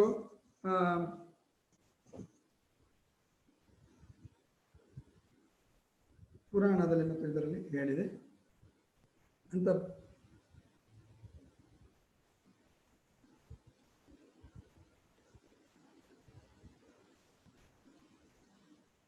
ಅಚಿಂತೆ ಎನ್ನುವ ಈ ಪದವು ಈ ಸಂದರ್ಭ ಬಹು ಅರ್ಥವಾದದ್ದು. ಭಗವಂತನ ಶಕ್ತಿಯು ನಮ್ಮ ಕಲ್ಪನೆಯನ್ನು ಮೀರಿದ್ದು, ನಮ್ಮ ಚಿಂತನೆಯ ವ್ಯಾಪ್ತಿ ಆಚೆ ಇರುವಂಥದ್ದು. ಆದ್ದರಿಂದ ಅದನ್ನು ಅಚಿಂತೆ ಎಂದು ಕರೆದಿದೆ. ಈ ಅಂಶವನ್ನು ಕುರಿತು ಯಾರು ವಾದ ಮಾಡಬಹುದು? ಆತನು ಈ ಜಗತ್ತಿನಲ್ಲಿ ಎಲ್ಲ ಕಡೆ ಇದ್ದಾನೆ, ಆದರೂ ಅದರ ಆಚೆ ಇದ್ದಾನೆ. ಅಧ್ಯಾತ್ಮ ಜಗತ್ತಿಗೆ ಹೋಲಿಸಿದರೆ ಈ ಭೌತಿಕ ಐಹಿಕ ಜಗತ್ತು ಲೆಕ್ಕಕ್ಕೆ ಬಾರದು. ಅದನ್ನೇ ನಾವು ತಿಳಿಯಲಾರೆವು. ಅದರಾಚೆ ಇರುವುದನ್ನು ನಾವು ಹೇಗೆ ತಿಳಿಯಬಲ್ಲೆವು? ಅಚಿಂತ್ಯ ಎಂದರೆ ಐಹಿಕ ಜಗತ್ತಿನಾಚೆ ಇರುವಂಥದ್ದು. ನಮ್ಮ ವಾದ, ನಮ್ಮ ತರ್ಕ, ತಾತ್ವಿಕ ಊಹಾತ್ಮಕ ಚಿಂತನೆಗಳಿಗೂ ನಿಲುಕಲಾರದು, ಕಲ್ಪನೆಗೆ ಮೀರಿದ್ದು. ಆದುದರಿಂದ ಬುದ್ಧಿವಂತರಾದವರು ವ್ಯರ್ಥವಾದ ಮತ್ತು ಊಹಾತ್ಮಕವಾದ ಚಿಂತನೆಗಳನ್ನು ಬಿಟ್ಟು ವೇದಗಳು, ಭಗವದ್ಗೀತೆ ಮತ್ತು ಶ್ರೀಮದ್ ಭಾಗವತನಂತಹ ಪುರಾಣಗಳನ್ನು ಪವಿತ್ರ ಗ್ರಂಥಗಳಲ್ಲಿ ಹೇಳಿರುವುದನ್ನು ಒಪ್ಪಿಕೊಂಡು ಅವು ಹೇಳಿರುವ ತತ್ವಗಳನ್ನು ಅನುಸರಿಸಬೇಕು. ಇದರಿಂದ ಮನುಷ್ಯನಿಗೆ ಅರಿವು ಬರುತ್ತದೆ. ಪ್ರಯಾಣ ಕಾಲೇ ಮನಸ ಚಲೇನ ಭಕ್ತ್ಯಾ ಯುಕ್ತೋ ಯೋಗ ಬಲೇನ ಚೈವ ಭ್ರಮೋರ್ಮಧ್ಯೆ ಪ್ರಾಣಂ ಆವಿಶ್ಯ ಸಮ್ಯಕ್ ತಾ ತಂ ಪರಂ ಪುರುಷಂ ಉಪೇತಿ ದಿವ್ಯಂ. ಈಗ 10ನೇ ಇದರಲ್ಲಿ ಹೇಳ್ತಾರೆ ಶ್ಲೋಕದಲ್ಲಿ, ಈಗ ಒಂದು ಯೋಗಿ, ಇದು ಯೋಗಿ ಒಂದು ತನ್ನ ಇದು ಭಕ್ತಿ ಯೋಗಿ ಅಲ್ಲ, ಇದು ನಮ್ಮ ಆಗಲೇ ನಾವು 7ನೇ ಅಧ್ಯಾಯದಲ್ಲಿ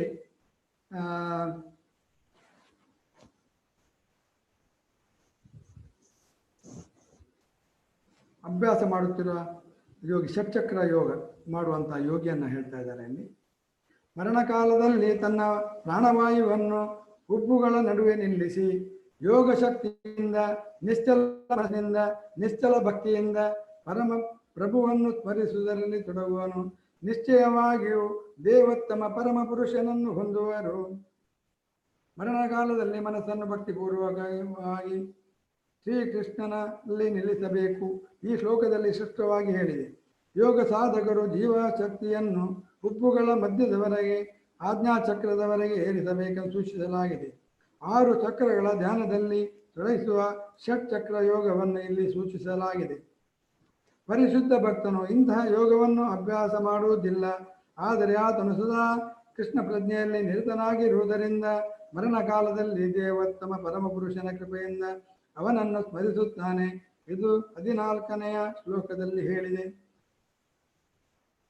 ಈ ಷಟ್ಚಕ್ರ ಯೋಗ ಅಂದರೆ ಈ ಕುಂಡಲಿನಿ ಶಕ್ತಿಯನ್ನು ಆ ಮೇಲೆ ಏಳಿಸುವಂಥದ್ದು. ನಮ್ಮದಲ್ಲಿ 6 ಚಕ್ರಗಳಿರುತ್ತವೆ. ಅದು ಮೊದಲನೇ ಚಕ್ರ, ಒಂದೊಂದೇ ಚಕ್ರ, ಒಂದು ಮೂಲದಲ್ಲಿ ಮೂಲಾಧಾರ ಚಕ್ರ, ಸ್ವಾಧಿಷ್ಠಾನ ಚಕ್ರ, ಮಣಿಪೂರಕ ಚಕ್ರ, ಒಂದೊಂದೇ ಮೇಲೆ, ಒಂದು ಹೊಟ್ಟೆ ಇದರಲ್ಲಿ, ಒಂದು ಹೃದಯ ಇದರಲ್ಲಿ, ಒಂದು ಅನಾಹತ ಚಕ್ರ, ವಿಶುದ್ಧ ಚಕ್ರ, ಮತ್ತೆ ಆಜ್ಞಾ ಚಕ್ರ ಅಂತ ಹೇಳ್ತಾರೆ. ಈ 6 ಚಕ್ರದಲ್ಲಿ ಆ ಕುಂಡಲಿ ಶಕ್ತಿಯನ್ನು ಮೇಲೆ ಏರಿಸಿ ಅದನ್ನು ಬ್ರಹ್ಮರಂಧ್ರದಲ್ಲಿ ಹೊರಗೆ ಇರಿಸಿ ಯಾವ ಲೋಕಕ್ಕೆ ಬೇಕಾದ್ರೆ ನಾವು ಹೋಗ್ಬೋದು. ಅದನ್ನು ಬ್ರಹ್ಮನಲ್ಲಿ ಹೋಗ್ಬೋದು, ಅಲ್ಲ ಮುಕ್ತಿಯನ್ನು ಪಡೆಯಬಹುದು. ಇದು ಯೋಗಿಗಳು ಮಾತ್ರ ಭಾರಿ ಕಷ್ಟವಾದ ಕೆಲಸ. ಆದರೆ ಭಕ್ತಿ ಯೋಗಿಗೆ ಇದು ಸುಲಭ. ಯಾವುದು? ಎಷ್ಟು ಹೊತ್ತಿಗೆ ಕೃಷ್ಣನ ಕಥೆಗಳನ್ನು ಕೇಳ್ತಾ ಇರೋದು, ಕೃಷ್ಣನ ಕಥೆಯನ್ನು ಮಾತಾಡೋದು, ಹರೇ ಕೃಷ್ಣ ಜಪ ಮಾಡ್ತಾ ಇರೋದು, ಗುರುಗಳ ಆದೇಶ ಪ್ರಕಾರ ನಾವು ರೂಲ್ಸ್ ಆ್ಯಂಡ್ ರೆಗ್ಯುಲೇಷನ್ ಫಾಲೋ ಮಾಡ್ತಾ ಇರೋದು, ಇದು ಸುಲಭದ ಕೆಲಸ. ಈ ಯೋಗಗಳು ಭಾರಿ ಕಷ್ಟವಾದ ಕೆಲಸ. ಯೋಗ, ಈ ಅಷ್ಟಾಂಗ ಯೋಗಗಳು, ಈ ಷಟ್ಚಕ್ರ ಯೋಗಗಳು ಈ ಕಾಲಕ್ಕೆ ಆದುದಲ್ಲ. ಇದು ನಾನು ಮೊದಲೇ ಹೇಳಿದಂತೆ ಕೃತಯ ಧ್ಯಾಯತೋ ವಿಷ್ಣು. ಇದು ಕೃತಯುಗದಲ್ಲಿ 1,00,000 ವರ್ಷ ಆಯುಷ್ಯ ಇರುವಾಗ ಇದೆಲ್ಲ ಮಾಡಲಿಕ್ಕೆ ಸಾಧ್ಯ. ಈ ಕಾಲದಲ್ಲಿ ಆಯುಷ್ಯ ಬರೀ ಕಡಿಮೆ, 100 ಅದು ಇಲ್ಲ, 60, 50 ಅದು ಕೂಡ. ಕೆಲಸ ಇಂಥ ಕೊರೋನಾಗಳಂಥ ಕಾಯಿಲೆಗಳು ಬಂದರೆ ಯಾವಾಗ ಹೋಗ್ತೇವೆ ನಮ್ಗೆ ಗೊತ್ತಿಲ್ಲ.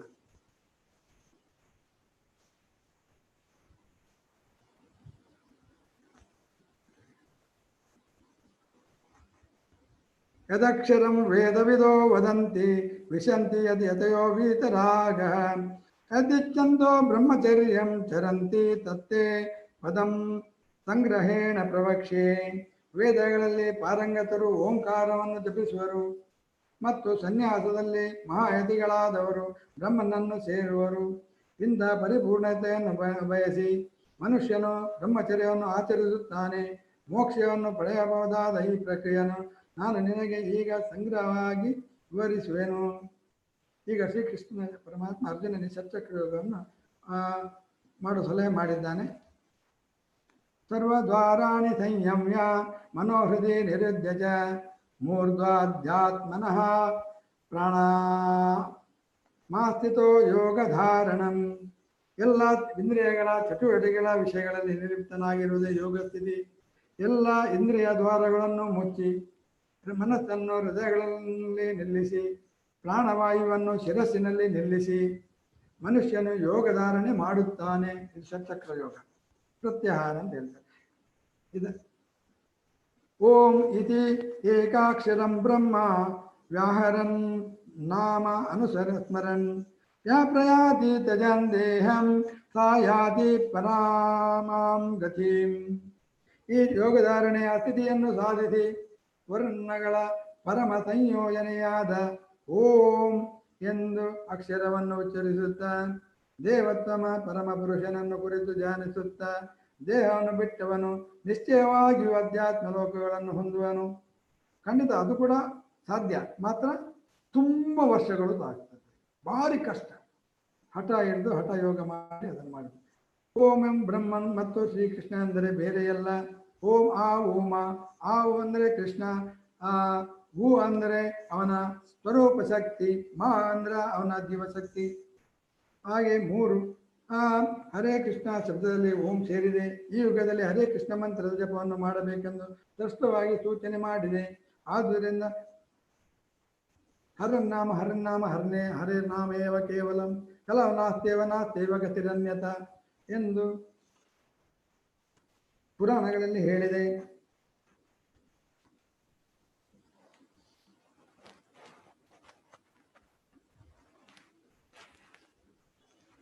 ಆದ್ದರಿಂದ ಹರೇ ಕೃಷ್ಣ ಕೃಷ್ಣ ಕೃಷ್ಣ ಹರೇ ಹರೇ ಹರೇ ರಾಮ್ ರಾಮ್ ರಾಮ್ ಹರೇ ಹರೇ ಮಂತ್ರ ಹರೇ ಕೃಷ್ಣ ಮಂತ್ರವನ್ನು ಜಪ ಉಚ್ಚರಿಸಿದ ಮನುಷ್ಯನ ದೇಹ ಬಿಟ್ಟರೆ ಅವನ ಅಭ್ಯಾಸ ರೀತಿಗೆ ಅನುಗುಣವಾಗಿ ಅವನು ಖಂಡಿತವಾಗಿಯೂ ದಿವ್ಯ ಲೋಕಗಳಲ್ಲಿ ಒಂದನ್ನು ಸೇರುವನು. ಕೃಷ್ಣನ ಭಕ್ತರು ಕೃಷ್ಣ ಲೋಕವಾದ ಗೋಲೋಕ ವೃಂದಾವನವನ್ನು ಸೇರುವರು. ಸಾಕಾರವಾದಿಗಳಿಗೆ ಆಧ್ಯಾತ್ಮಿಕ ಗಗನದಲ್ಲಿ ವೈಕುಂಠ ಲೋಕಗಳೆಂಬ ಹೆಸರಿನ ಇತರ ಅಸಂಖ್ಯಾತ ಲೋಕಗಳಿವೆ. ನಿರಾಕಾರವಾದಿಗಳಿಗೆ ಬ್ರಹ್ಮಜ್ಯೋತಿಯಲ್ಲೇ ಉಳಿಯುವರು. ಸಾಕಾರವಾದಿಗಳಿಗೆ ತುಂಬ ಈ ವೈಕುಂಠದಲ್ಲಿ ತುಂಬ ವೈಕುಂಠಗಳು. ಅದು ಮೇಲೆ ನಾನು ಮೊನ್ನೆ ಹೇಳಿದಾಗೆ ವೈಕುಂಠಗಳು ನಾರಾಯಣ, ಅದರಲ್ಲೇ ಸಾಕೇತ್ ಅದು ರಾಮನ ಲೋಕನ್ನ ಸಾಕೇತ್ ಅಯೋಧ್ಯ ಅಂತ ಹೇಳ್ತಾರೆ. ಹಾಗೆಯೇ ಗೋಲೋಕ ವೃಂದಾವನ, ಅದರಲ್ಲಿ ಶ್ರೀಕೃಷ್ಣ ಪರಮಾತ್ಮ, ಅದರಲ್ಲಿ 3 ವಿಭಾಗ, ದ್ವಾರಕ, ಮಥುರ, ಗೋಕುಲ ವೃಂದಾವನ ಅಂತೇಳಿ ಅಲ್ಲಿ ಇರ್ತದೆ. ಅದು ಅದೇ ಅದರ ಇದು ಆ ಪ್ರತಿಬಿಂಬ ನಮ್ಮ ಈ ಭೂಮಿಯಲ್ಲಿ ಕೂಡ ನಮಗೆ ಕಾಣಸಿಗುತ್ತದೆ. ಹಾಗೆಯೇ ನಮಗೆ ಆ ಭಕ್ತನಿಗೆ ಅದು ತಿಳಿದಿರುತ್ತದೆ, ಇಂಥದ್ದು ಒಂದು ಉಂಟು ಅಂತೇಳಿ. ಅವನು ಈ ಪ್ರಕಾರ ಕೃಷ್ಣನನ್ನು ನಾಮ ಜಪಿಸಿ ಅವನಿಗೆ ಮೇಲೆ ಹೋಗೋದು ಬಹು ಸುಲಭ. ಅನನ್ಯಚೇತಃ ಸತತಂ ಯೋ ಮಾಂ ಸ್ಮರತಿ ನಿತ್ಯಶಃ ತಸ್ಯಾಂ ಸುಲಭ ಪಾರ್ಥ ನಿತ್ಯಯುಕ್ತಸ್ಯ ಯೋಗಿನಃ. ಓ ಪಾರ್ಥ, ಅನನ್ಯ ಚಿತ್ತನಾಗಿ ಸದಾ ನನ್ನನ್ನು ಸ್ಮರಿಸುವವನಿಗೆ ನಾನು ಸುಲಭವಾಗಿ ಲಭ್ಯನು. ಭಕ್ತಿ ಸೇವೆಯಲ್ಲಿ ಅವನು ಸದಾ ನಿರತನಾಗಿರುವುದೇ ಇದಕ್ಕೆ ಕಾರಣ.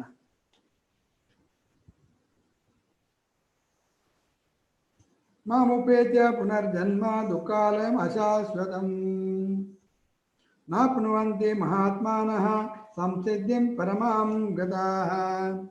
ಭಕ್ತಿಪೂರ್ವಕವಾಗಿ ಯೋಗಿಗಳಾದ ಮಹಾತ್ಮರು ನನ್ನನ್ನು ಸೇರಿದ ಮೇಲೆ ದುಃಖಗಳ ತವರಾದ ಈ ಅಶಾಶ್ವ ಪ್ರಪಂಚಕ್ಕೆ ಹಿಂದಿರುಗುವುದಿಲ್ಲ. ಏಕೆಂದರೆ ಅವರು ಅತ್ಯುನ್ನತ ಪರಿಪೂರ್ಣತೆಯನ್ನು ಸಾಧಿಸುತ್ತಿದ್ದಾರೆ. ಹೀಗೆ 2 ಯೋಗಗಳನ್ನು ಹೇಳಿದ್ದಾನೆ. ಅದು ಮೊದಲು ಅವನ ಷಟ್ಚಕ್ರ ಯೋಗ, ಅಷ್ಟಾಂಗ ಯೋಗ ಹೇಳಿದ.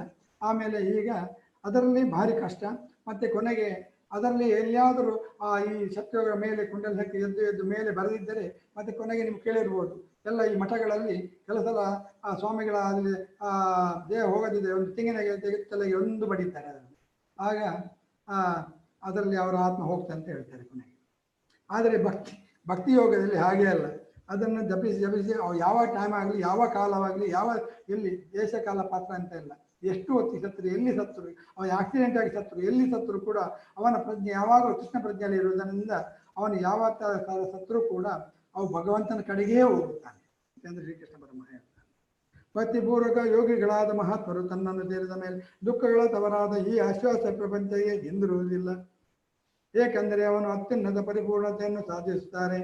ಆದರೆ ನಿರಾಕಾರವಾದಿಯಾದ ಅವರು ಬ್ರಹ್ಮನಲ್ಲಿ ಹೋದರೂ ಕೂಡ ಅವರು ಭಗವಂತನ ಚರಣ ಕಮಲಗಳನ್ನು ಸೇರಿ ಕೈಯಲ್ಲಿ ಹಿಡ್ಕೊಳ್ಳದಿದ್ದರೆ ಅನ್ಯ ಅರವಿಂದಾಕ್ಷ ವಿಮುಕ್ತಿ ಮಾನಿನ ತ್ವಯಷ್ಟಭಾವ ಅವಿಶುದ್ಧ ಬುದ್ಧಯ ಆರ್ಯ ಕೃತ್ಯನ ಪರಂ ಪದಂ ತಥಾ ಏ ಪತಂತಿಯದ ಪದ ಉಷ್ಮದಂಗ್ರಿಯಾ ಎಂದು ಭಗವತ್ ಪುರಾಣದಲ್ಲಿ ಹೇಳಿದೆ. ಹೀಗೆ ಬ್ರಹ್ಮನೇ ಹೇಳುವಂಥದ್ದು ಭಗವತ್ ಪುರಾಣದಲ್ಲಿ. ಯಾರು ಮೇಲೆ ಹೋದರೂ ಕೂಡ, ಮೇಲೆ ಹೋಗಿ ಬ್ರಹ್ಮನ ಸ್ಟೇಜಿಗೆ ಹೋದರೂ ಕೂಡ ಅವನು ಭಗವಂತನ ಕಾಲನ್ನು ಹಿಡಿಯದೆ ಹೋದರೆ ಅವನು ಅಲ್ಲಿ ಕೂಡ ಅವನಿಗೆ ಚಿತ್ಕನಾಗಿ ಇದ್ದು ಅವನಿಗೆ ಸಹಪಾಠಿಗಳು ಅವನ ಸಹಯೋಗಿಗಳು ಯಾರು ಇಲ್ಲದಿದ್ದರಿಂದ ಅವನು ಒಂಟಿಯಾಗಿರುವುದರಿಂದ ಮತ್ತೆ ಪುನಃ ಈ ಬೋಲಕ್ಕೆಗೆ ಬಂದು ಪುನಃ ಈ ಫಿಲಂಥ್ರೋಪಿಕ್ ಆಕ್ಟಿವಿಟೀಸ್ ಆ ಆಕ್ಟಿವಿಟೀಸ್ ಶಾಲೆ ಓಪನ್ ಮಾಡೋದು, ಕಾಲೇಜುಗಳು ಓಪನ್ ಮಾಡೋದು, ಮತ್ತೆ ಆಸ್ಪತ್ರೆ ಓಪನ್ ಮಾಡೋದು, ಇಂಥದ್ರಲ್ಲೇ ನಿಯತನಾಗಿರುತ್ತಾನೆ. ಆದರೆ ಕೃಷ್ಣ ಪ್ರಜ್ಞೆಯಲ್ಲಿ ಇರುವವನು ಅವನು ಯಾವಾಗ ಕೃಷ್ಣ ಸೇವೆಯಲ್ಲಿ ಇರುವುದರಿಂದ ಅವನು ಕೃಷ್ಣ ಧಾಮಕ್ಕೆ ಹೋಗಿ ಅವನ ಮೇಲೆ ಮತ್ತೆ ಆ ಕೃಷ್ಣ ಧಾಮದಲ್ಲಿ ಅವನಿಗೆ ಬೇರೆ ಬೇರೆ ಆ ಬ್ರಹ್ಮ ಸೌಖ್ಯ ಅಂತ ಅನಂತ, ಮತ್ತೆ ಅದು ಅನಂತ ಅಂದರೆ ಅದು ಮತ್ತೆ ಜಾಸ್ತಿ ಅವನು ಕೆಲಸ ಮಾಡಿದ ಹಾಗೆ ಅದರಲ್ಲಿ ಅತ್ಯಂತ ಸುಖವನ್ನು ಹೊಂದುತ್ತಾನೆ. ಅದರಲ್ಲಿ ಶಾಂತ, ದಾಸ್ಯ, ಸಾಕ್ಯ, ವಾತ್ಸಲ್ಯ, ಮಾಧುರ್ಯ ಎಂಬ ಇದರಲ್ಲಿ ಅದನ್ನು ಭಗವಂತನನ್ನ ಸೇವೆ ಮಾಡುತ್ತಾ ಇರುತ್ತಾನೆ. ಅದು ಯಾವ ರೀತಿಯಲ್ಲಿ ಅವನ ರಸ ಪ್ರಕಾರ, ಅವನ ಆ ಭಾವ ಪ್ರಕಾರ, ರತಿ ಪ್ರಕಾರ ಅವನು ದೇವರನ್ನ ಬಳಿ ಹೋಗುತ್ತಾನೆ, ದೇವರ ಸೇವೆ ಮಾಡುತ್ತಾನೆ. ಅದರ ಪ್ರಕಾರ ದೇವನವರಿಗೆ ಪ್ರತಿಯಾಗಿ ಅವನ ಅದಕ್ಕೆ ರೆಸ್ಪಾಂಡ್ ಆಗ್ತಾನೆ. ಅದಕ್ಕೆ ರಸ ಅಂತ ನಾವು ಹೇಳುತ್ತೇವೆ, ಭಕ್ತಿ ರಸ ಅಂತ ಹೇಳ್ತೇವೆ. ಇದು ರಸತತ್ವ. ಅದು ಮೇಲೆ ಹೋಗುವರು, ಅದು ಅನಂತ, ಅದು ಮುಗಿಯುವಂಥದ್ದಲ್ಲ. ಅದು ನೀವು ಜಾಸ್ತಿ ಮಾಡಿದಷ್ಟು ಜಾಸ್ತಿ ಸಂತೋಷ. ನಾವು ಸ್ವಲ್ಪ ಒಂದು ಕೆಲಸ ಮಾಡಿದ್ರೆ ಅವ 2 ಕೆಲಸ ಮಾಡೋದು. ಆ ಕೃಷ್ಣ ಎಲ್ಲರೂ ಇನ್ನೂ ಜಾಸ್ತಿ ಪ್ರೀತಿ ಮಾಡ್ತಾನೆ, ಇನ್ನು ಮಾಡಿದ ಇನ್ನೂ ಜಾಸ್ತಿ. ಹಾಗೆ ಒಬ್ಬ ದಾಸ್ಯ, ಸಾಕ್ಯ, ವಾತ್ಸಲ್ಯ, ಹಾಗೆ ಕೃಷ್ಣನನ್ನ ಸ್ನೇಹಿತನಾಗಿ, ಅವನ ತಂದೆ ತಾಯಿಗಳಾಗಿ ಅವನ ಹತ್ರ ಆಡುವುದು, ಅದು ಅವನ ಹತ್ರ ಆ ಸ್ನೇಹಿತನಾಗಿ ಪ್ರೀತಿ ಮಾಡಿ, ಅವನನ್ನ ತಂದೆ ತಾಯಿಗಳಾಗಿ ಪ್ರೀತಿ ಮಾಡಿ, ತಂದೆ ತಾಯಿಗಳನ್ನು ತನ್ನ ಮಗುವಾಗಿ ಅವನನ್ನು ಪೋಷಿಸಿ, ಅವನಿನ್ನು ಜಾಸ್ತಿ ಅವನನ್ನು ಪ್ರೀತಿ ಮಾಡಿದ, ಅವನು ಇನ್ನೂ ಜಾಸ್ತಿ ಪ್ರೀತಿ ತೋರಿಸಿ, ಅದು ಇನ್ನು ಎಕ್ಸ್ಪಾಂಡಿಂಗ್, ಎವರ್ ಎಕ್ಸ್ಪಾಂಡಿಂಗ್. ಹಾಗೆ ಆ ಶೃಂಗಾರ ರಸದಲ್ಲಿ, ಮಾಧುರ್ಯ ರಸದಲ್ಲಿ ಪೂಜೆ ಅವನ ಹೆಂಡತಿಗಳಾಗಿ ಅಲ್ಲ ಅವರ ಸಖಿಗಳಾಗಿ ಅಲ್ಲಿ ನನ್ನ ಸೇವೆ ಮಾಡುತ್ತಾರೆ. ಆ ಸೇವೆ ಮಾಡುವಾಗ ಇನ್ನು ಅತ್ಯಂತ ಅನಂತವಾಗಿ ಅವರಿಗೆ ಒಂದು ಭಕ್ತ ಜಾಸ್ತಿ ಸೇವೆ ಮಾಡಿದಷ್ಟು ಕೃಷ್ಣ ಇನ್ನೂ ಜಾಸ್ತಿ ಆಗಿ ಅದು ಅನಂತವಾಗಿ ಹೋಗ್ತಾ ಇರುತ್ತದೆ.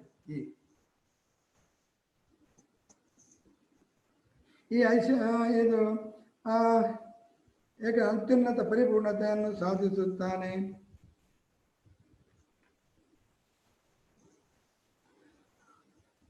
ಈ ಜಗತ್ತು ಅವ್ಯಕ್ತ ಅಕ್ಷರ ಪರಮ ಗತಿ. ಆ ಬ್ರಹ್ಮ ಭುವನ ಲೋಕ ಪುನರಾವರ್ತಿನಾರ್ಜುನ ಮಾಮುಪೇತ್ಯತು ಕೌಂತೆಯ ಪುನರ್ಜನ್ಮ ನ ವಿದ್ಯತೆ. ಅವನು ಅದರಲ್ಲಿ ಎಕ್ಸ್ಪಾಂಡ್ ಆಗ್ತಾ ಹೋಗೋದ್ರಿಂದ ಅವನಿಗೆ ಇಲ್ಲಿ ಜನ್ಮ ಇಲ್ಲ. ಐಹಿಕ ಜಗತ್ತಿನ ಅತ್ಯುನ್ನತ ಲೋಕದಿಂದ ಅತಿ ಕೆಳಗಿನ ಲೋಕದವರೆಗೂ ಎಲ್ಲ ಲೋಕಗಳು ದುಃಖದ ಆವಾಸಗಳೇ. ಇವುಗಳಲ್ಲಿ ಜನನ ಮರಣಗಳು ಮತ್ತೆ ಆಗುತ್ತವೆ. ಆದರೆ ಕುಂತಿ ಪುತ್ರನಾದ ಅರ್ಜುನನೇ, ನನ್ನ ನಿವಾಸವನ್ನು ಸೇರಿದವನಿಗೆ ಪುನರ್ಜನ್ಮವಿಲ್ಲ.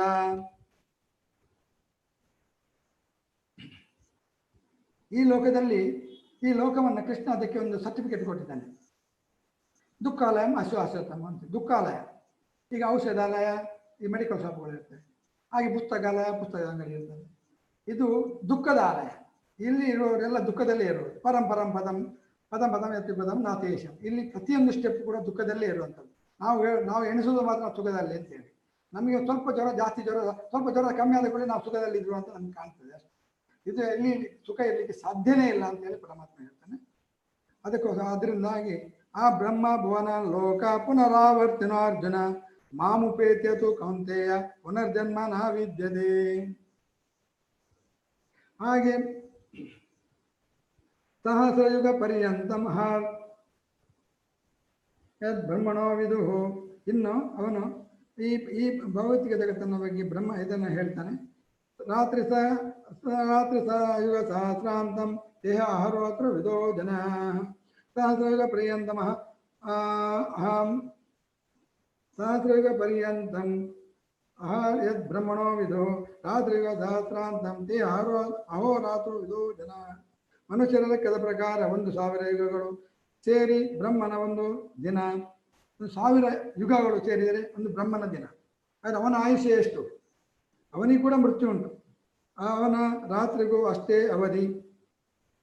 1000 ಯುಗ ಅಂದರೆ ಒಂದು ಯುಗ ಅಲ್ಲ, ಈ 4 ಯುಗಗಳು ಸೇರಿ ಒಂದು ದಿವ್ಯ ಯುಗ. ಆ ದಿವ್ಯ ಯುಗಗಳ 1000 ಯುಗಗಳು ಸೇರಿದರೆ ಅವನ 1 ವರ್ಷ. ಅವ್ಯಕ್ತಾದ್ ವ್ಯಕ್ತಃ ಸರ್ವಃ ಪ್ರಭವಂತ ಹರಾಗಮೆ ರಾತ್ರಾಗಮೆ ಪ್ರಿರಿಯಂತೆ ತತ್ರೇವ ಅವ್ಯಕ್ತ ಸಂಜ್ಞಕೆ. ಬ್ರಹ್ಮನ ಹಗಲಿನ ಪ್ರಾರಂಭದಲ್ಲಿ ಎಲ್ಲ ಜೀವಿಗಳು ಅವ್ಯಕ್ತ ಸ್ಥಿತಿಯಿಂದ ಪಡೆಯುತ್ತಾರೆ. ಅನಂತರ ರಾತ್ರಿ ಆದಾಗ ಅವರು ಮತ್ತೆ ಅವ್ಯಕ್ತದಲ್ಲಿ ಲೀನವಾಗುತ್ತಾರೆ. ಹೀಗೆ ಅವನ ಡೇ ಟೈಮಲ್ಲಿ, ಬ್ರಹ್ಮನ ದಿನದಲ್ಲಿ, ಹಗಲಿನಲ್ಲಿ ಎಲ್ಲರೂ ಪುನಃ ಪ್ರಕಟವಾಗುತ್ತಾರೆ. ರಾತ್ರಿ ಆದಾಗ ಎಲ್ಲ ಅವ್ಯಕ್ತ ಸ್ಥಿತಿಯಲ್ಲಿ ಇರ್ತಾರೆ, ಅನ್ಮನಿಫೆಸ್ಟೆಡ್ ಫಾರ್ಮಲ್ಲಿ ಇರ್ತದೆ ಈ ಜೀವಾತ್ಮ. ಭೂತಗ್ರಾಮಥ ಏವಾಯಂ ಭೂತ್ವಾ ಭೂತ್ವ ಪ್ರಲೀಯತೆ ರಾತ್ರಿ ಆಗಮೆ ಅವಶಾಪಾರ್ಥ ಪ್ರಭವತಿ ಅಹರಾಗಮೆ. ಮತ್ತೆ ಮತ್ತೆ ಬ್ರಹ್ಮನಿಗೆ ಹಗಲಾದಾಗ ಎಲ್ಲ ಜೀವಿಗಳು ಮತ್ತೆ ಮತ್ತೆ ಹುಟ್ಟುತ್ತವೆ. ಬ್ರಹ್ಮನಿಗೆ ರಾತ್ರಿ ಆದಾಗ ಅವೆಲ್ಲ ನಿಸ್ಸಹಾಯಕವಾಗಿ ನಾಶವಾಗುತ್ತದೆ. ಪರತಸ್ಮಾತ್ ಭಾವಾನ್ಯ ಅವ್ಯಕ್ತ ಅವ್ಯಕ್ತ ಸನಾತನಃ ಯಹ ಸರ್ವೇಷು ಭೂತೇಷು ನಶ್ಯಸು ನಾವಿನಶ್ಯತಿ. ಈ ಲೋಕ, ಈ ಭೌತಿಕ ಲೋಕ ಬ್ರಹ್ಮನ ಸೃಷ್ಟಿ, ಬ್ರಹ್ಮನಿಂದ ಇದು. ಈ ಲೋಕದಲ್ಲಿ ಬ್ರಹ್ಮನ ದಿನಕ್ಕನುಸಾರವಾಗಿ ಈ ನಡೀತಾ ಇರ್ತದೆ. ಈ ಬ್ರಹ್ಮ ಈ ದೈಹಿಕ ದೇಹಗಳನ್ನು ನಮಗೆ ಕೊಡ್ತಾ ಇರ್ತಾನೆ. ಆದರೆ ಇನ್ನೊಂದು ಅವ್ಯಕ್ತವಾದ ಪ್ರಕೃತಿ ಇದೆ, ಅದು ನಿತ್ಯವಾದದ್ದು ಮತ್ತು ಆ ವ್ಯಕ್ತ ಮತ್ತು ಅವ್ಯಕ್ತ ಜಡವಸ್ತುಗಳನ್ನು ಮೀರಿದ್ದು. ಅದು ಪರಮಾನ್ನತವಾದದ್ದು ಮತ್ತು ಎಂದೂ ನಾಶವಾಗುವುದಿಲ್ಲ. ಈ ಜಗತ್ತಿನಲ್ಲಿರುವ ಎಲ್ಲವೂ ನಾಶವಾದಾಗ ಈ ಭಾಗವು ಇದ್ದಂತೆಯೇ ಇರುತ್ತದೆ. ಅದು ಸ್ಪಿರಿಚುವಲ್ ವರ್ಲ್ಡ್, ಇದು ಮೆಟೀರಿಯಲ್ ವರ್ಲ್ಡ್. ಮೆಟೀರಿಯಲ್ ವರ್ಲ್ಡ್ ಅದು ಬ್ರಹ್ಮನು ಅವನ ಆಯುಷ್ಯ ಮುಗಿದಾಗ ಇದು ಎಲ್ಲ ಹೋಗ್ತದೆ, ಪ್ರಳಯ ಆಗಿ ಹೋಗ್ತದೆ. ಆದರೆ ಅಧ್ಯಾತ್ಮ ಜಗತ್ತು ಅಂತ ಹೇಳುವಂಥದ್ದು ಅದು ಯಾವಾಗಲೂ ಇದ್ದಾಗೆ ಇರ್ತದೆ. ಅದಕ್ಕೆ ಪರತಸ್ಮಾತ್ ಭಾವ ಅನ್ಯ ಅವ್ಯಕ್ತ ಅವ್ಯಕ್ತ ಸನಾತನ ಯಸ ಸರ್ವೇಷು ಭೂತೇಷು ನಶ್ಯಸ್ಸು ನಶ್ಯಸ್ಸು ನ ವಿನಶ್ಯತಿ ಹೇಳ್ತಾನೆ ಬ್ರಹ್ಮ. ಅವ್ಯಕ್ತಾಕ್ಷರ ಇತಿ ಉಕ್ತ ತಮಃ ಪರಮಾಂ ಗತಿಂ ಯಂ ಪ್ರಾಪ್ಯ ನಾ ನಿವರ್ತಂತೆ ತದ್ದಾಮ ಪರಮಂ ಮಮ. ಯಾವ ವೇದಾಂತಿಗಳು ಅವ್ಯಕ್ತ ಮತ್ತು ಅಕ್ಷರ ಚ್ಯುತಿರಹಿತ ಎಂದು ವರ್ಣಿಸುತ್ತಾರೋ, ಯಾವುದನ್ನು ಪರಮಗತಿ ಎಂದು ತಿಳಿಯುತ್ತಾರೋ, ಯಾವ ಸ್ಥಾನವನ್ನು ಒಮ್ಮೆ ಸೇರಿದರೆ ಮನುಷ್ಯನು ಎಂದು ಹಿಂದಿರುಗುವುದಿಲ್ಲವೋ ಅದು ನನ್ನ ಪರಮ ನಿವಾಸ. ಬ್ರಹ್ಮ ಸಂಹಿತೆಯಲ್ಲಿ ದೇವೋತ್ತಮ ಪರಮ ಶ್ರೀಕೃಷ್ಣನ ಧಾಮವನ್ನು ಹೇಳ್ತಾರೆ. ಚಿಂತಾಮಣಿ ಪ್ರಕಲ್ಪವೃಕ್ಷಾಂ ಲಕ್ಷಾರುದೇರವಿವಾಲಯಂತಂ ಲಕ್ಷ್ಮೀ ಸಹಸ್ರ ಶತ ಸಂಭ್ರಮತ ಸೇವ್ಯಮಾನಂ ಗೋವಿಂದಮಾದಿಪುರುಷಂ ತಮಹಂ ಭಜಾಮಿ. ಇಂಥ ಚಿಂತಾಮಣಿ ಧಾಮ ಬ್ರಹ್ಮ ದೇವೋತ್ತಮ ಕೃಷ್ಣನ ಪರಮ ನಿವಾಸವನ್ನು ಚಿಂತಾಮಣಿ ಧಾಮ ಎಂದು ವರ್ಣಿಸಿದೆ. ಹೀಗೆಂದರೆ ಎಲ್ಲ ಇಷ್ಟಾರ್ಥಗಳು ಕೈಗೂಡುವ ಸ್ಥಳ ಎಂದು ಅರ್ಥ. ಚಿಂತಾಮಣಿ ಒಂದು ಮುಟ್ಟಿದ್ರೆ ಸಾಕು, ಒಂದು ಕಬ್ಬಿಣ ಮುಟ್ಟಿದರೆ ಅದು ಚಿನ್ನ ಆಗ್ತದೆ ಅಂತ ಧಾಮ. ಚಿಂತಾಮಣಿ ಅಂದರೆ ಇಲ್ಲಿ ಪರಮಾತ್ಮ ಧಾಮ, ಚಿಂತಾಮಣಿ ಧಾಮ ಅಂತ ಹೇಳಿದರೆ ಒಂದು ಎಕ್ಸಾಂಪಲ್ ಆಗಿ ಕೊಟ್ಟಿದ್ದಾರೆ. ಹೀಗೆಂದರೆ ಎಲ್ಲ ಇಷ್ಟಾರ್ಥಗಳು ಕೈಗೂಡುವ ಸ್ಥಳ ಎಂದು ಅರ್ಥ. ಗೋಲೋಕ ವೃಂದಾವನ ಎಂಬ ಹೆಸರಿನ ಶ್ರೀಕೃಷ್ಣನ ಲೋಕವು ಚಿಂತಾಮಣಿಯಿಂದ ನಿರ್ಮಿಸಿದ ಅರಮನೆಗಳಿಂದ ತುಂಬಿಕೊಂಡಿವೆ. ಕಲ್ಪವೃಕ್ಷಗಳೆಂಬ ಮರಗಳು ಬಯಸಿದ ಭಕ್ತರನ್ನು ನೀಡುತ್ತವೆ. ಸುರಭಿ ಹಸುಗಳನ್ನು ಅಪರಿಮಿತವಾಗಿ ಹಾಲನ್ನು ಕೊಡುತ್ತವೆ. ಈ ನಿವಾಸದಲ್ಲಿ ಲಕ್ಷಾಂತರ ಮಂದಿ ಲಕ್ಷ್ಮಿಯರು ಭಗವಂತನನ್ನು ಸೇವಿಸುತ್ತಾರೆ. ಅವನಿಗೆ ಗೋವಿಂದನೆಂದು ಹೆಸರು. ಅವನೇ ಆದಿಪ್ರಭು, ಎಲ್ಲ ಕಾರಣಗಳ ಕಾರಣನು. ಪ್ರಭು ತನ್ನ ಕೊಳಲನ್ನು ನುಡಿಸುವ ಅಭ್ಯಾಸ ಉಂಟು. ವೇಣು ಕೊಲಂದ ನುಡಿಸುವ ಅಭ್ಯಾಸ ಉಂಟು. ಅವನ ದಿವ್ಯ ರೂಪವು ಎಲ್ಲ ಲೋಕಗಳಲ್ಲಿ ಅತ್ಯಂತ ಮೋಹಕವಾದದ್ದು.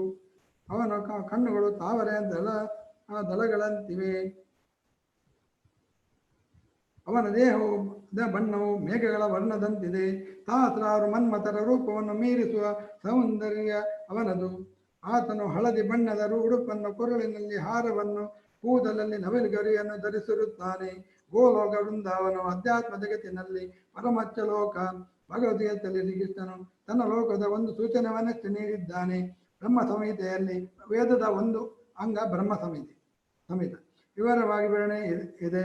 ವೈದಿಕ ಸಾಹಿತ್ಯವು ಕಠೋಪನಿಷತ್ತಲ್ಲಿ ಕೂಡ ಪುರುಷ ನ ಪರಂ ಕಿಂಚಿಸ ಕಾಚ ಪರಮಾಗತಿ, ಇದು ಅವ್ಯಕ್ತಾಕ್ಷರ ಇದು ಉಕ್ತ ತಮಹು ಪರಮಾಂ ಗತಿ. ಈ ಗತಿ ಎಂ ಪ್ರಾಪ್ಯ ನಾ ನಿವರ್ತಂತೆ ತದ್ದಾಮ ಪರಮಮ್ಮ. ನಾವು ಕೂಡ ಈ ಲೋಕಕ್ಕೆ ನಾವು ಹೋಗ್ಬೋದು ಎಂದು ಶ್ರೀಕೃಷ್ಣ ಪರಮಾತ್ಮ ಹೇಳ್ತಾನೆ. ಪುರುಷ ಸ ಪರಾಪಾರ್ಥ ಭಕ್ತ ಲಭ್ಯ ಲಭ್ಯಸ್ತು ಅನನ್ಯ ಯಸ್ಯಾಂತಸ್ಥಾನಿ ಭೂತಾನಿ ಏನ ಸರ್ವಮಿದಂ ತದಂ. ಪಾರ್ಥವೋ ಪಾರ್ಥನೆ, ಎಲ್ಲಕ್ಕಿಂತ ಶ್ರೇಷ್ಠನಾದ ದೇವೋತ್ತಮ ಪುರುಷನನ್ನು ಪರಿಶುದ್ಧ ಭಕ್ತಿಯಿಂದ ಸೇರಬಹುದು. ತನ್ನ ನಿವಾಸನದಲ್ಲಿದ್ದರೂ ಆತನು ಸರ್ವಂತರ್ಯಾಮಿ. ಅವನು ಅಲ್ಲಿದ್ದಾಗಲೂ ಇಲ್ಲಿ ಪರಮಾತ್ಮನಾಗಿ ಎಲ್ಲ ಸರ್ವಂತರ್ಯಾಮಿ ಇದ್ದಾನೆ ಮತ್ತು ಎಲ್ಲ ವಸ್ತುಗಳು ಅವನ ಒಳಗೇ ಇವೆ. ಅದು ಅವನ ಇದು ನಮ್ಮ ಈಗ ಆಗಲೇ ಆದಿ ಯಜ್ಞ ಅಂತ ಆದಿ ಪೂಜೆ ನಾವು ಹೇಳಿದ್ದೇವೆ. ಆಗ ಅವನು ಪುರುಷ ಪರ ಇದು ವಿರಾಟ್ ಪುರುಷನಾಗಿ ನಮಗೆ ಅದು ಎಲ್ಲ ವಸ್ತುಗಳ ಒಳಗೆ ಇರ್ತಾನೆ, ಸರ್ವಂತರಾಗಿ ಇರ್ತಾನೆ, ನಮಗೆ ಅದು ಹೇಳ್ತದೆ. ಯತ್ರ ಕಾಲೇ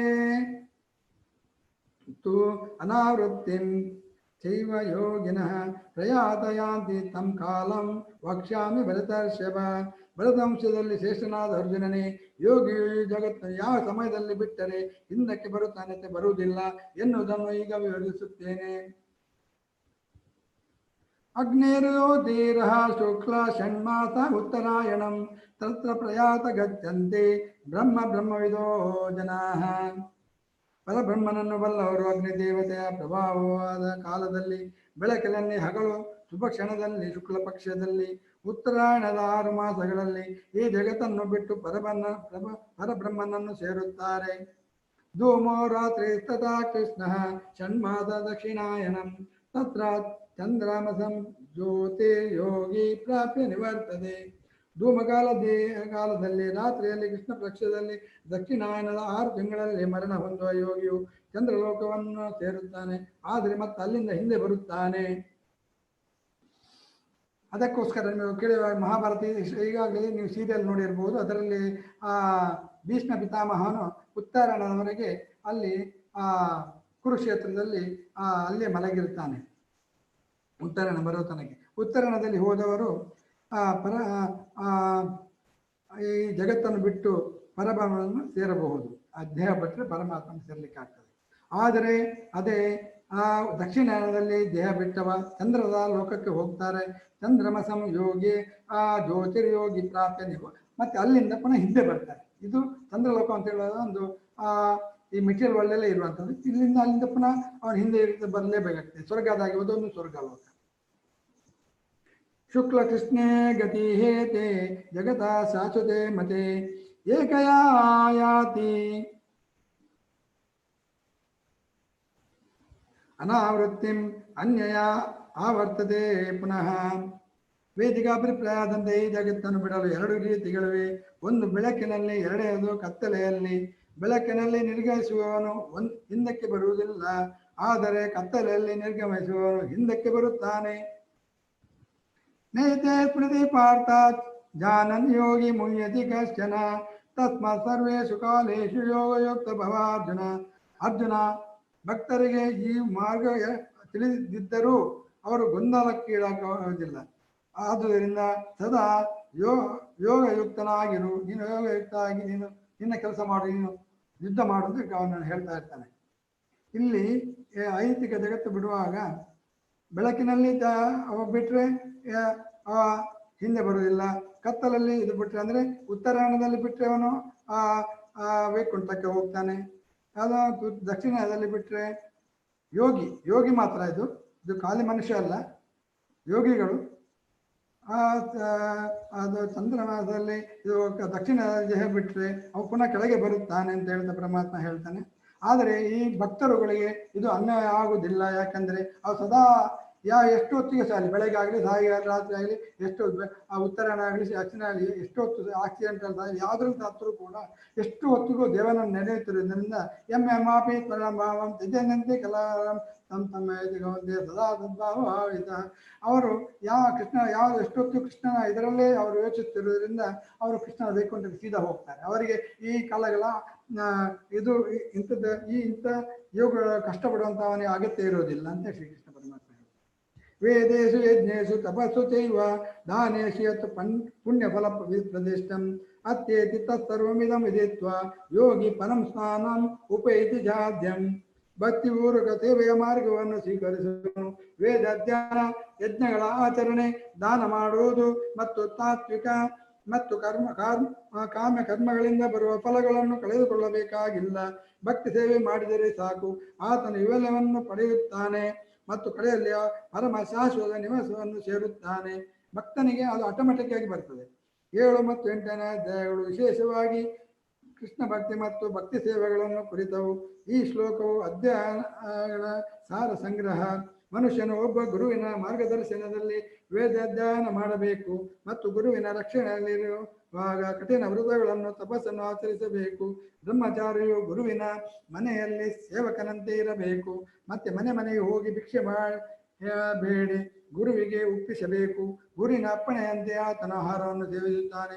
ಎಂದಾದರೂ ಗುರು ಶಿಷ್ಯನನ್ನು ಊಟಕ್ಕೆ ಕರೆಯುವುದನ್ನು ಮರೆತರೆ ಶಿಷ್ಯನು ಉಪವಾಸ ಮಾಡುತ್ತಾನೆ. ಬ್ರಹ್ಮಚರ್ಯದ ಆಚರಣೆಗೆ ಇದು ಕೆಲವು ವೈದಿಕ ತತ್ವಗಳಾಗಿ. ಶಿಷ್ಯನು ಗುರುವಿನ ಬಳಿ 5 ರಿಂದ 20 ವರ್ಷಗಳವರೆಗೆ ವೇದ್ಯಾಭ್ಯಾಸ ಮಾಡಿದ ನಂತರ ಅವನು ಪರಿಪೂರ್ಣ ಸ್ವಭಾವದ ಮನುಷ್ಯನಾಗಬೇಕಾಗ್ತಾನೆ. ವೇದಾಭ್ಯಾಸವು ಆರಾಮ ಕುರ್ಚಿಯಲ್ಲಿ ಕುಳಿತು ಊಹಾತ್ಮಕ ಚಿಂತನೆಗಳಿಂದ ತೊಡಗುವರ ಮನೋರಂಜನೆಗಳಿಗಾಗಿ ಇಲ್ಲ. ಅದರ ಉದ್ದೇಶ ಶೀಲವನ್ನು ರೂಪಿಸುವುದು. ಇಲ್ಲಿ ಕಿವಿ ಮುಂದೆ ಕೂತ್ಕೊಂಡಿದ್ದು ಯೋಗ ಮಾಡುವಂಥದ್ದಲ್ಲ. ಅಲ್ಲಿ ಅವರ ಉದ್ದೇಶ ಶೀಲವನ್ನು ರೂಪಿಸುವುದು. ಈ ಶಿಕ್ಷಣದ ಅನಂತರ ಬ್ರಹ್ಮಚಾರಿಗೆ ಗೃಹಸ್ಥಾಶ್ರಮವನ್ನು ಪ್ರವೇಶಿ ಮದುವೆಯಾಗಲು ಅನುಮತಿ ದೊರೆಯುತ್ತದೆ. ಗೃಹಸ್ಥನಾಗಿದ್ದಾಗ ಆತನು ಇನ್ನೂ ಹೆಚ್ಚಿನ ಜ್ಞಾನವನ್ನು ಪಡೆಯಲು ಅನೇಕ ಯಜ್ಞಗಳನ್ನು ಮಾಡಬೇಕು. ದೇಶಕಾಲ ಪಾತ್ರಗಳ ಅನುಗುಣವಾಗಿ ಸಾತ್ವಿಕ ರಾಜಸ ತಾಮಸಗಳಲ್ಲಿನ ದಾನಗಳಲ್ಲಿ ವಿವೇಚನೆ ಇಟ್ಟುಕೊಂಡು ಯಾವುದು ಸಾತ್ವಿಕ ದಾನ, ರಾಜಸಿಕ ದಾನ, ತಾಮಸದಲ್ಲಿ ಜ್ಞಾನ ವಿವೇಚನೆ ಇಟ್ಟುಕೊಂಡು ಭಗವದ್ಗೀತೆಯಲ್ಲಿ ಹೇಳಿದಂತೆ ದಾನ ಮಾಡಬೇಕು. ಗೃಹಸ್ಥ ಜೀವನವನ್ನು ಬಿಟ್ಟು ವಾನಪ್ರಸ್ಥಾಶ್ರಮವನ್ನು ಸ್ವೀಕರಿಸುವಾಗ ಕಾಡುಗಳಲ್ಲಿ ವಾಸ ಮಾಡುವುದು, ಅಂದರೆ ವೃಂದಾವನದಲ್ಲಿ ವಾಸ ಮಾಡುವುದು, ಮರದ ತೊಗಟೆಗಳನ್ನು ಉಡುಪಾಗಿ ಧರಿಸುವುದು, ಕ್ಷೌರ ಮಾಡಿಕೊಳ್ಳದಿರುವುದು ಮೊದಲಾದ ರೀತಿಯಲ್ಲಿದ್ದು ಕಠಿಣ ತಪಸ್ಸುಗಳನ್ನು ಮಾಡಬೇಕು. ಬ್ರಹ್ಮಚರ್ಯ, ಗೃಹಸ್ಥ, ವಾನಪ್ರಸ್ಥ, ಸನ್ಯಾಸಾಶ್ರಮಗಳನ್ನು ಆಚರಿಸಿ ಮನುಷ್ಯನ ಬದುಕಿಗೆ ಪರಿಪೂರ್ಣತೆ ಹಂತಕ್ಕೆ ಏರುತ್ತಾನೆ. ಕೆಲವರನ್ನು ಅನಂತರ ಸ್ವರ್ಗಲೋಕಕ್ಕೆ ಏರಿಸಲಾಗುತ್ತದೆ. ಇನ್ನು ಕೆಲವರು ನಿರಾಕಾರ ಬ್ರಹ್ಮ ಜ್ಯೋತಿಯಲ್ಲಿ ಅಥವಾ ವೈಕುಂಠ ಲೋಕಗಳಲ್ಲಿ ಇಲ್ಲವೇ ಕೃಷ್ಣ ಲೋಕಗಳಲ್ಲಿ ಮುಕ್ತಿಯನ್ನು ಪಡೆಯುತ್ತಾರೆ. ವೈದಿಕ ಸಾಧನೆಯಲ್ಲಿ ರೂಪಿಸಿರುವ ಇದು ಮಾರ್ಗ ಇದು ಎಂದು ಆಚಾರ್ಯರು ಹೇಳುತ್ತಾರೆ. ಕೃಷ್ಣ ಪ್ರಜ್ಞೆಯ ಸೊಗಸೆಂದರೆ ಭಕ್ತಿ ಸೇವೆಯಲ್ಲಿ ನಿರತನಾಗುವುದರ ಮೂಲಕ ಒಂದೇ ಸಲಕ್ಕೆ ಮನುಷ್ಯನು ಬೇರೆ ಬೇರೆ ಆಶ್ರಮಗಳ ವಿವಿಧ ವಿಧಿ ಕರ್ಮಗಳನ್ನು ದಾಟಿ ಹೋಗಬಹುದು. ಅದನ್ನೇ ಇಲ್ಲಿ ಹೇಳುವುದು. ತತ್ಸರ್ವಮಿದಂ ವಿದಿತ್ವ ಯೋಗಿ ಪರಂ ಸ್ನಾನಂ ಉಪೇತಿ ಜಾಧ್ಯಂ. ಇದಂ ವಿದಿತ್ವ ಎನ್ನುವ ಮಾತುಗಳು ಭಗವದ್ಗೀತೆಯ ಈ ಅಧ್ಯಾಯದಲ್ಲಿಯೂ 7ನೇ ಅಧ್ಯಾಯದಲ್ಲಿಯೂ ಶ್ರೀಕೃಷ್ಣನು ಕೊಟ್ಟಿರುವ ಆದೇಶಗಳನ್ನು ಅರ್ಥ ಮಾಡಿಕೊಳ್ಳಬೇಕು ಎಂದು ಸೂಚಿಸುತ್ತದೆ. ವಿದ್ವತ್ತಿನಿಂದ ಅಥವಾ ಊಹಾತ್ಮಕ ಚಿಂತನೆಗಳಿಂದ ಇವನ್ನು ಅರ್ಥ ಮಾಡಲು ಪ್ರಯತ್ನಿಸಬಾರದು. ಇವನ್ನು ಭಕ್ತರ ಜೊತೆಗೆ ಕೇಳಿ ಅರ್ಥ ಮಾಡಿಕೊಳ್ಳಬೇಕು. 7ನೇ ಅಧ್ಯಾಯದೊಂದಿಗೆ 12ನೇ ಅಧ್ಯಾಯವರೆಗೆ ಈ ಭಗವದ್ಗೀತೆಯ ತಿರುಳು ನಾನು ಮೊದಲೇ ಹೇಳಿದ್ದೇನೆ. 6 ಫಸ್ಟ್, ಮೊದಲನೆಯದ್ದು, 6 ಕೊನೆಯದ್ದು, 6 ಮಧ್ಯದ್ದು. 6 ಮಧ್ಯದ್ದು ಕೃಷ್ಣನ ಭಕ್ತಿ ಸೇವೆಯನ್ನು ಹೇಳ್ತದೆ. ಅದು ಭಕ್ತಿ ಯೋಗದ ಬಗ್ಗೆ ಹೇಳ್ತದೆ. ಮಧ್ಯದ 6 ಅಧ್ಯಾಯಗಳನ್ನು ಭಕ್ತರ ಸಹವಾಸದಲ್ಲಿ ಅರ್ಥ ಮಾಡಿಕೊಳ್ಳುವ ಸುಯೋಗವು ಮನುಷ್ಯನಿಗೆ ಪ್ರಾಪ್ತವಾದರೆ ಅವನ ಬದುಕು ಎಲ್ಲ ತಪಸ್ಸುಗಳ, ಯಜ್ಞಗಳು, ದಾನಗಳು, ಊಹೆಗಳು ಮೊದಲಾದವನ್ನೆಲ್ಲ ಮೀರಿ ಭವ್ಯವಾಗುತ್ತದೆ. ಏಕೆಂದರೆ ಈ ಚಟುವಟಿಕೆಗಳ ಎಲ್ಲ ಫಲವನ್ನು ಕೃಷ್ಣ ಪ್ರಜ್ಞೆಯೊಂದಿಗೆ ಒಂದರಿಂದಲೇ ಪಡೆಯಬಹುದು. ಭಗವದ್ಗೀತೆಯಲ್ಲಿ ಸ್ವಲ್ಪ ಮಟ್ಟಿಗೆ ಶ್ರದ್ಧೆ ಇರುವಾತನು ಒಬ್ಬ ಭಕ್ತರಿಂದ ಭಗವದ್ಗೀತೆಯನ್ನು ಕಲಿಯಬೇಕು. ಏಕೆಂದರೆ 4ನೇ ಅಧ್ಯಾಯದ ಪ್ರಾರಂಭದಲ್ಲಿ ಭಗವದ್ಗೀತೆಯನ್ನು ಭಕ್ತರು ಮಾತ್ರ ಅರ್ಥ ಮಾಡಿಕೊಳ್ಳರು ಎಂದು ಸ್ಪಷ್ಟವಾಗಿ ಹೇಳಿದೆ. ಬೇರೆ ಯಾರಿಗೂ ಭಗವದ್ಗೀತೆಯ ಉದ್ದೇಶವು ಪರಿಪೂರ್ಣವಾಗಿ ಅರ್ಥವಾಗುವುದಿಲ್ಲ. ಭಕ್ತರಿಗೆ ಮಾತ್ರ ಅರ್ಥ ಆಗುವುದು ಭಗವತ್ ಕೃಷ್ಣ ಏನು ಹೇಳ್ತಾ ಇದ್ದಾನೆ ಅಂತೇಳಿ. ಯಾರಿಗೆ ಬಾಕಿಯವರು ಅವ್ರು ಸುಮ್ಮನೆ ಸ್ಪೆಕ್ಯುಲೇಷನ್ ಒಳಗೆ ಅದು ಏನೋ ಎಂತ ಕೃಷ್ಣ ಒಂದು ಹಾಗೆ, ಕೃಷ್ಣನ ಒಳಗಿಂದ ಇನ್ನೊಂದು ದೇವರು ಹೇಳ್ತಾರೆ ಅಂತ ಹೇಳ್ತಾರೆ. ಆದರೆ ಕೃಷ್ಣನೇ ಪರಮಾತ್ಮ, ಅವನ ಶರೀರ ದೇಹದೇಹಿ ಬೇರೆ ಎಲ್ಲ ಅಂತ ಅವರಿಗೆ ತಿಳಿದಿಲ್ಲ. ಹಾಗೆ ಕೃಷ್ಣನ ಯಥಾರೂಪದಲ್ಲಿ ನಾವು ಈ ಭಗವದ್ಗೀತೆಯನ್ನು ತಿಳಿಬೇಕು. ಇದು ಕೃಷ್ಣ ತನ್ನ ಯಥಾರೂಪದಲ್ಲಿ ತನ್ನ ಶಿಷ್ಯನಾದ ಅರ್ಜುನನಿಗೆ ಈ ಭಗವದ್ಗೀತೆಯನ್ನು ಹೇಳ್ತಾ ಇದ್ದಾನೆ. ಆದರೆ ಭಗವದ್ಗೀತೆಯನ್ನು ಕೃಷ್ಣನ ಒಬ್ಬ ಭಕ್ತರಿಂದ ಕಲಿಯಬೇಕು. ತೊಡಗುವವರಿಂದಲ್ಲ. ಇದು ಶ್ರದ್ಧೆಯ ಗುರುತು. ವ್ಯಕ್ತಿಯು ಭಕ್ತನಿಗಾಗಿ ಹುಡುಕಿ ಕಡೆಗೆ ಭಕ್ತನ ಸಹವಾಸವು ದೊರೆತಾಗ ಆತನು ಭಗವದ್ಗೀತೆಯನ್ನು ಅಧ್ಯಯನ ಮಾಡಿ ಅರ್ಥ ಮಾಡಿಕೊಳ್ಳಲು ಪ್ರಾರಂಭಿಸುತ್ತಾನೆ. ಭಕ್ತನ ಸಹವಾಸದಲ್ಲಿ ಮುನ್ನಡೆದ ವ್ಯಕ್ತಿಯು ಭಕ್ತಿ ಸೇವೆಯಲ್ಲಿ ತೊಡಗುತ್ತಾನೆ. ಈ ಸೇವೆಯು ಕೃಷ್ಣನನ್ನು ಅಥವಾ ದೇವರನ್ನು ಕುರಿತು, ಕೃಷ್ಣ ನಾಮರೂಪ ಲೀಲ ಗುಣ ಮತ್ತು ಇತರ ಲಕ್ಷಣಗಳನ್ನು ಕುರಿತು ಆ ಮನುಷ್ಯನ ಇರಬಹುದ ಎಲ್ಲ ಸಂದೇಹಗಳನ್ನು ದೂರ ಮಾಡುತ್ತದೆ. ಈ ಸಂದೇಹಗಳು ನಿವಾರಣೆಯಾದ ಮೇಲೆ ಆತನು ಸ್ಥಿರವಾದ ಅಧ್ಯಯನದಲ್ಲಿ ತೊಡಗುತ್ತಾನೆ. ಅನಂತರ ಆತನು ಭಗವದ್ಗೀತೆಯ ಅಧ್ಯಯನವನ್ನು ಸವಿಯುತ್ತಾನೆ. ಈ ಭಗವದ್ಗೀತೆಯನ್ನು ಸವಿಯಬೇಕಾದ್ರೆ ಭಕ್ತ ಸಂಘದಲ್ಲಿ ಓದಬೇಕು ನಾವು. ಅದು ಮತ್ತು ಸದಾ ಕೃಷ್ಣ ಪ್ರಜ್ಞೆಯನ್ನು ಅನುಭವಿಸುವ ಸ್ಥಿತಿಯನ್ನು ಪಡೆಯುತ್ತಾನೆ. ಯಾವಾಗಲೂ ಕೃಷ್ಣನ ಕಾನ್ಷಿಯಸ್ ಅಲ್ಲಿ ನಾವು ಇರ್ತೇವೆ. ಮುಂದುವರಿದ ಹಂತದಲ್ಲಿ ಆತನು ಕೃಷ್ಣನನ್ನು ಪ್ರೇಮಿಸಲು ತೊಡಗುತ್ತಾನೆ. ಬದುಕಿನ ಅತ್ಯುನ್ನತ ಪರಿಪೂರ್ಣತೆಯ ಈ ಹಂತವು ಭಕ್ತನನ್ನು ಆಧ್ಯಾತ್ಮಿಕ ಗಗನದಲ್ಲಿ ಕೃಷ್ಣನ ನಿವಾಸವಾದ ಗೋಲೋಕ ವೃಂದಾವನಕ್ಕೆ ಹೋಗುವುದನ್ನು ಸಾಧ್ಯ ಮಾಡುತ್ತದೆ. ಅಲ್ಲಿ ಭಕ್ತನು ಶಾಶ್ವತವಾಗಿ ಶ್ರುತಿಯಾಗಿರುತ್ತಾನೆ ಎಂದು ಆಚಾರ್ಯ ಪ್ರಭುಪಾದರು ಹೇಳುತ್ತಾರೆ. ಇಲ್ಲಿಗೆ ಭಗವದ್ಗೀತೆಯ ಭಗವತ್ ಪ್ರಾಪ್ತಿ ಎಂಬ 8ನೇ ಅಧ್ಯಾಯದ ಭಕ್ತಿ ವೇದಾಂತ ಭಾವಾರ್ಥ ಮುಗಿಯಿತು. ಈ 8ನೇ ಶ್ಲೋಕ ಇಲ್ಲಿಗೆ ಮುಗಿಯಿತು. ಇದು ನಾಳೆ ಪರಮ ಗುಹ್ಯ ಜ್ಞಾನ,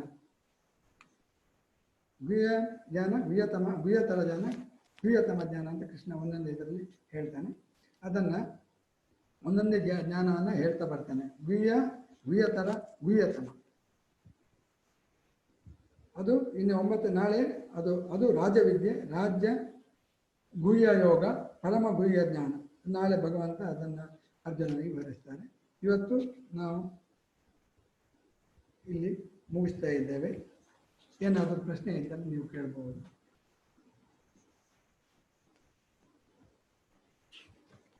ಭಕ್ತನಿಗೆ ಸುಲಭ, ಕೃಷ್ಣ ಪ್ರಜ್ಞೆಯಲ್ಲಿರುವ ಭಕ್ತನಿಗೆ ಈ ಯೋಗ, ಈ ಷಟ್ಚಕ್ರ ಯೋಗ, ಅಷ್ಟಾಂಗ ಯೋಗ ಇದೆಲ್ಲ ಮಾಡೋದು ಭಾರಿ ಕಷ್ಟ.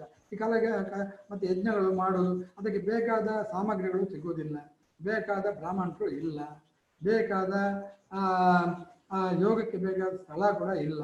ಈಗೆಲ್ಲ ಕಾಡುಗಳೆಲ್ಲ ನಾಶ ಆಗಿ ಎಲ್ಲ ಪೇಟೆಗಳೇ ಆಗಿದೆ. ಕಾಡುಗಳಲ್ಲಿ ಹೋದ್ರೆ ಕೂಡ ಒಬ್ಬನೇ ಒಂಟಿಯಾಗಿ ಕೂತ್ಕೊಂಡ್ರೆ ಮನಸ್ಸಲ್ಲಿ ಕೂಡ ಬೇರೆಯನ್ನ ನೆನೆಸ್ತಾ ಕೂತ್ಕೊಂಡ್ರೆ, 2ನೇ ಅಧ್ಯಾಯದಲ್ಲಿ ಹೇಳಿದ ಹಾಗೆ ಮನಸ್ಸನ್ನು ಎಲ್ಲೋ ಬೇರೆ ಕಡೆಯಲ್ಲಿ ಹುಡುಗಿಯರ ಮೇಲೆ ನೆನಪು ಇಟ್ಕೊಂಡು ಅವನನ್ನು ಮಿಥ್ಯಾಚಾರಿ ಕೂಡ ಕೃಷ್ಣ ಹೇಳಿದ್ದಾನೆ. ಹಾಗಾಗಿ ಭಕ್ತಿಯೋಗ ಪರಮಯೋಗ. ಭಕ್ತಿಯೋಗ ಮಾಡಿದವನಿಗೆ ಎಲ್ಲ ಸುಲಭದ ಕೆಲಸ. ಕೃಷ್ಣನ ಮಾತಾಡೋದು, ಕೃಷ್ಣನ ಕೆಲಸ ಮಾಡೋದು, ಕೃಷ್ಣನ ದಿವಸ ಬೆಳಿಗ್ಗೆ ಎದ್ದು ಆಚಾರ್ಯರು ಹೇಳಿಕೊಟ್ಟಾಗಿ 24 ಗಂಟೆ ಬೆಳಿಗ್ಗೆ ಎದ್ದು ಮಂಗಳಾರತಿ ಮಾಡೋದು, ಮತ್ತೆ ಅವನನ್ನು ಅಭಿಷೇಕ ಮಾಡುವುದು, ಅವನ ಪೂಜೆ ಮಾಡುವುದು, ಮತ್ತೆ ಅವನ ಭಾಗವತ ಅಧ್ಯಯನ, ಅವನ ಕಥೆಗಳನ್ನು ನಾವು ಕೇಳೋ, ಅವರ ಭಕ್ತರ ಕಥೆಗಳನ್ನು ಕೇಳುವುದು, ಮತ್ತೆ ಅವನಿಗಾಗಿ ನಾವು ಹೊರಗೆ ಹೋಗಿ ಕೆಲಸ ಮಾಡಿ ಅದಕ್ಕೆ ಬೇಕಾದ ಸಾಮಗ್ರಿ ಕೆಲಸ ಮಾಡೋದು. ಕೆಲಸ ಮಾಡಬೇಡ ಅಂತ ಹೇಳ್ತಾ ಇಲ್ಲ, ಕೆಲಸ ಮಾಡು. ಅರ್ಜುನ ಕೆಲಸ ಮಾಡ್ಲಿಕ್ಕೆ ಹೇಳ್ತಾನೆ, ಯುದ್ಧ ಮಾಡ್ಬೇಕು ಅಂತ ಹೇಳ್ತಾನೆ. ಮಾತ್ರ ಎಷ್ಟು ಹೊತ್ತಿಗೆ ನನ್ನನ್ನು ನೆನೆದುಕೊಂಡು ಕೆಲಸ ಮಾಡು, ಮಾತ್ರ 20 ಗಂಟೆ ಕೆಲಸ ಮಾಡೋದಲ್ಲ.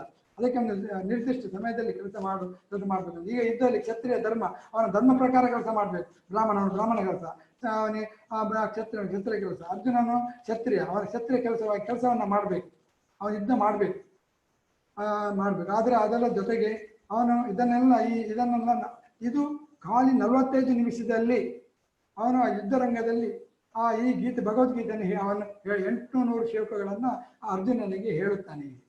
ಕೊನೆಗೆ ಇದೆಲ್ಲವನ್ನು ಕೇಳಿ ನಷ್ಟ ಮೋಹಾತ್ ಸ್ಮೃತಿರ್ಲಬ್ಧ ತತ್ಪ್ರಸಾದನ್ ಮಹಯಾಚ್ಯುತ, ಮತ್ತೆ ನನ್ನ ಕರಿಷೆ ವಚನಂತವ ಅಂತ ಹೇಳಿಬಿಡ್ತಾನೆ. ನಿನ್ನ ಹೇಳಿದನ್ನು ನಾನು ಮಾಡ್ತೇನೆ ಕೃಷ್ಣ ಅಂತ ಹೇಳ್ಬಿಡ್ತಾನೆ.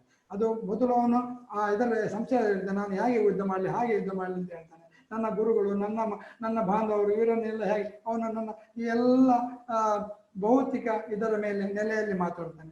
ಮತ್ತೆ ಕೊನೆಯ ಭಗವದ್ಗೀತೆಯನ್ನ ಕೇಳಿ ಆಧ್ಯಾತ್ಮಿಕ ಸ್ಥಿತಿಗೆ ಬಂದು ನನಗೆ ಆ ಮಾತನ್ನು ಹೇಳಿಬಿಡ್ತಾನೆ ಲಾಸ್ಟಿಗೆ. ಮತ್ತೆ ಕೊನೆಗೆ ಅವನು ಹೇಳಿದ ಕೂಡಲೇ ಎದ್ದು ನಿಂತು ಕೃಷ್ಣ ಏನು ಹೇಳ್ತಾನೆ, ಯುದ್ಧ ಮಾಡಿದ್ಮೇಲೆ ಗಾಂಡೀವವನ್ನು ಯುದ್ಧ ಮಾಡಲಿಕ್ಕೆ ಶುರು ಮಾಡ್ತಾನೆ. ಇದು ಭಗವದ್ಗೀತೆಯ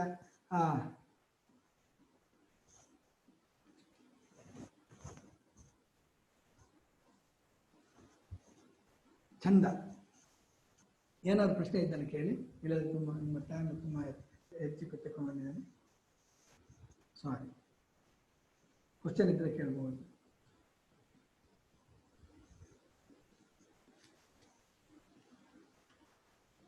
ಇಲ್ಲ ಇದ್ರೆ ಹರೇ ಕೃಷ್ಣ. ನಾಳೆ ನಾವು ಮುಂದೆ ಭೇಟಿಯಾಗುವ. ನಾಳೆ 9ನೇ ಅಧ್ಯಾಯದಲ್ಲಿ ಪರಮ ಭವ್ಯ ಜ್ಞಾನವನ್ನು ಕೃಷ್ಣ ಏನು ಹೇಳ್ತಾನೆ ಅಂತ ನಾವು ಕೇಳೋಣ. ನಾಳೆ ಗುಹ್ಯತಮವನ್ನು ಹೇಳ್ತಾನೆ, ಅದನ್ನು ನಾವು ಕೇಳುವ. ಹರೇ ಕೃಷ್ಣ.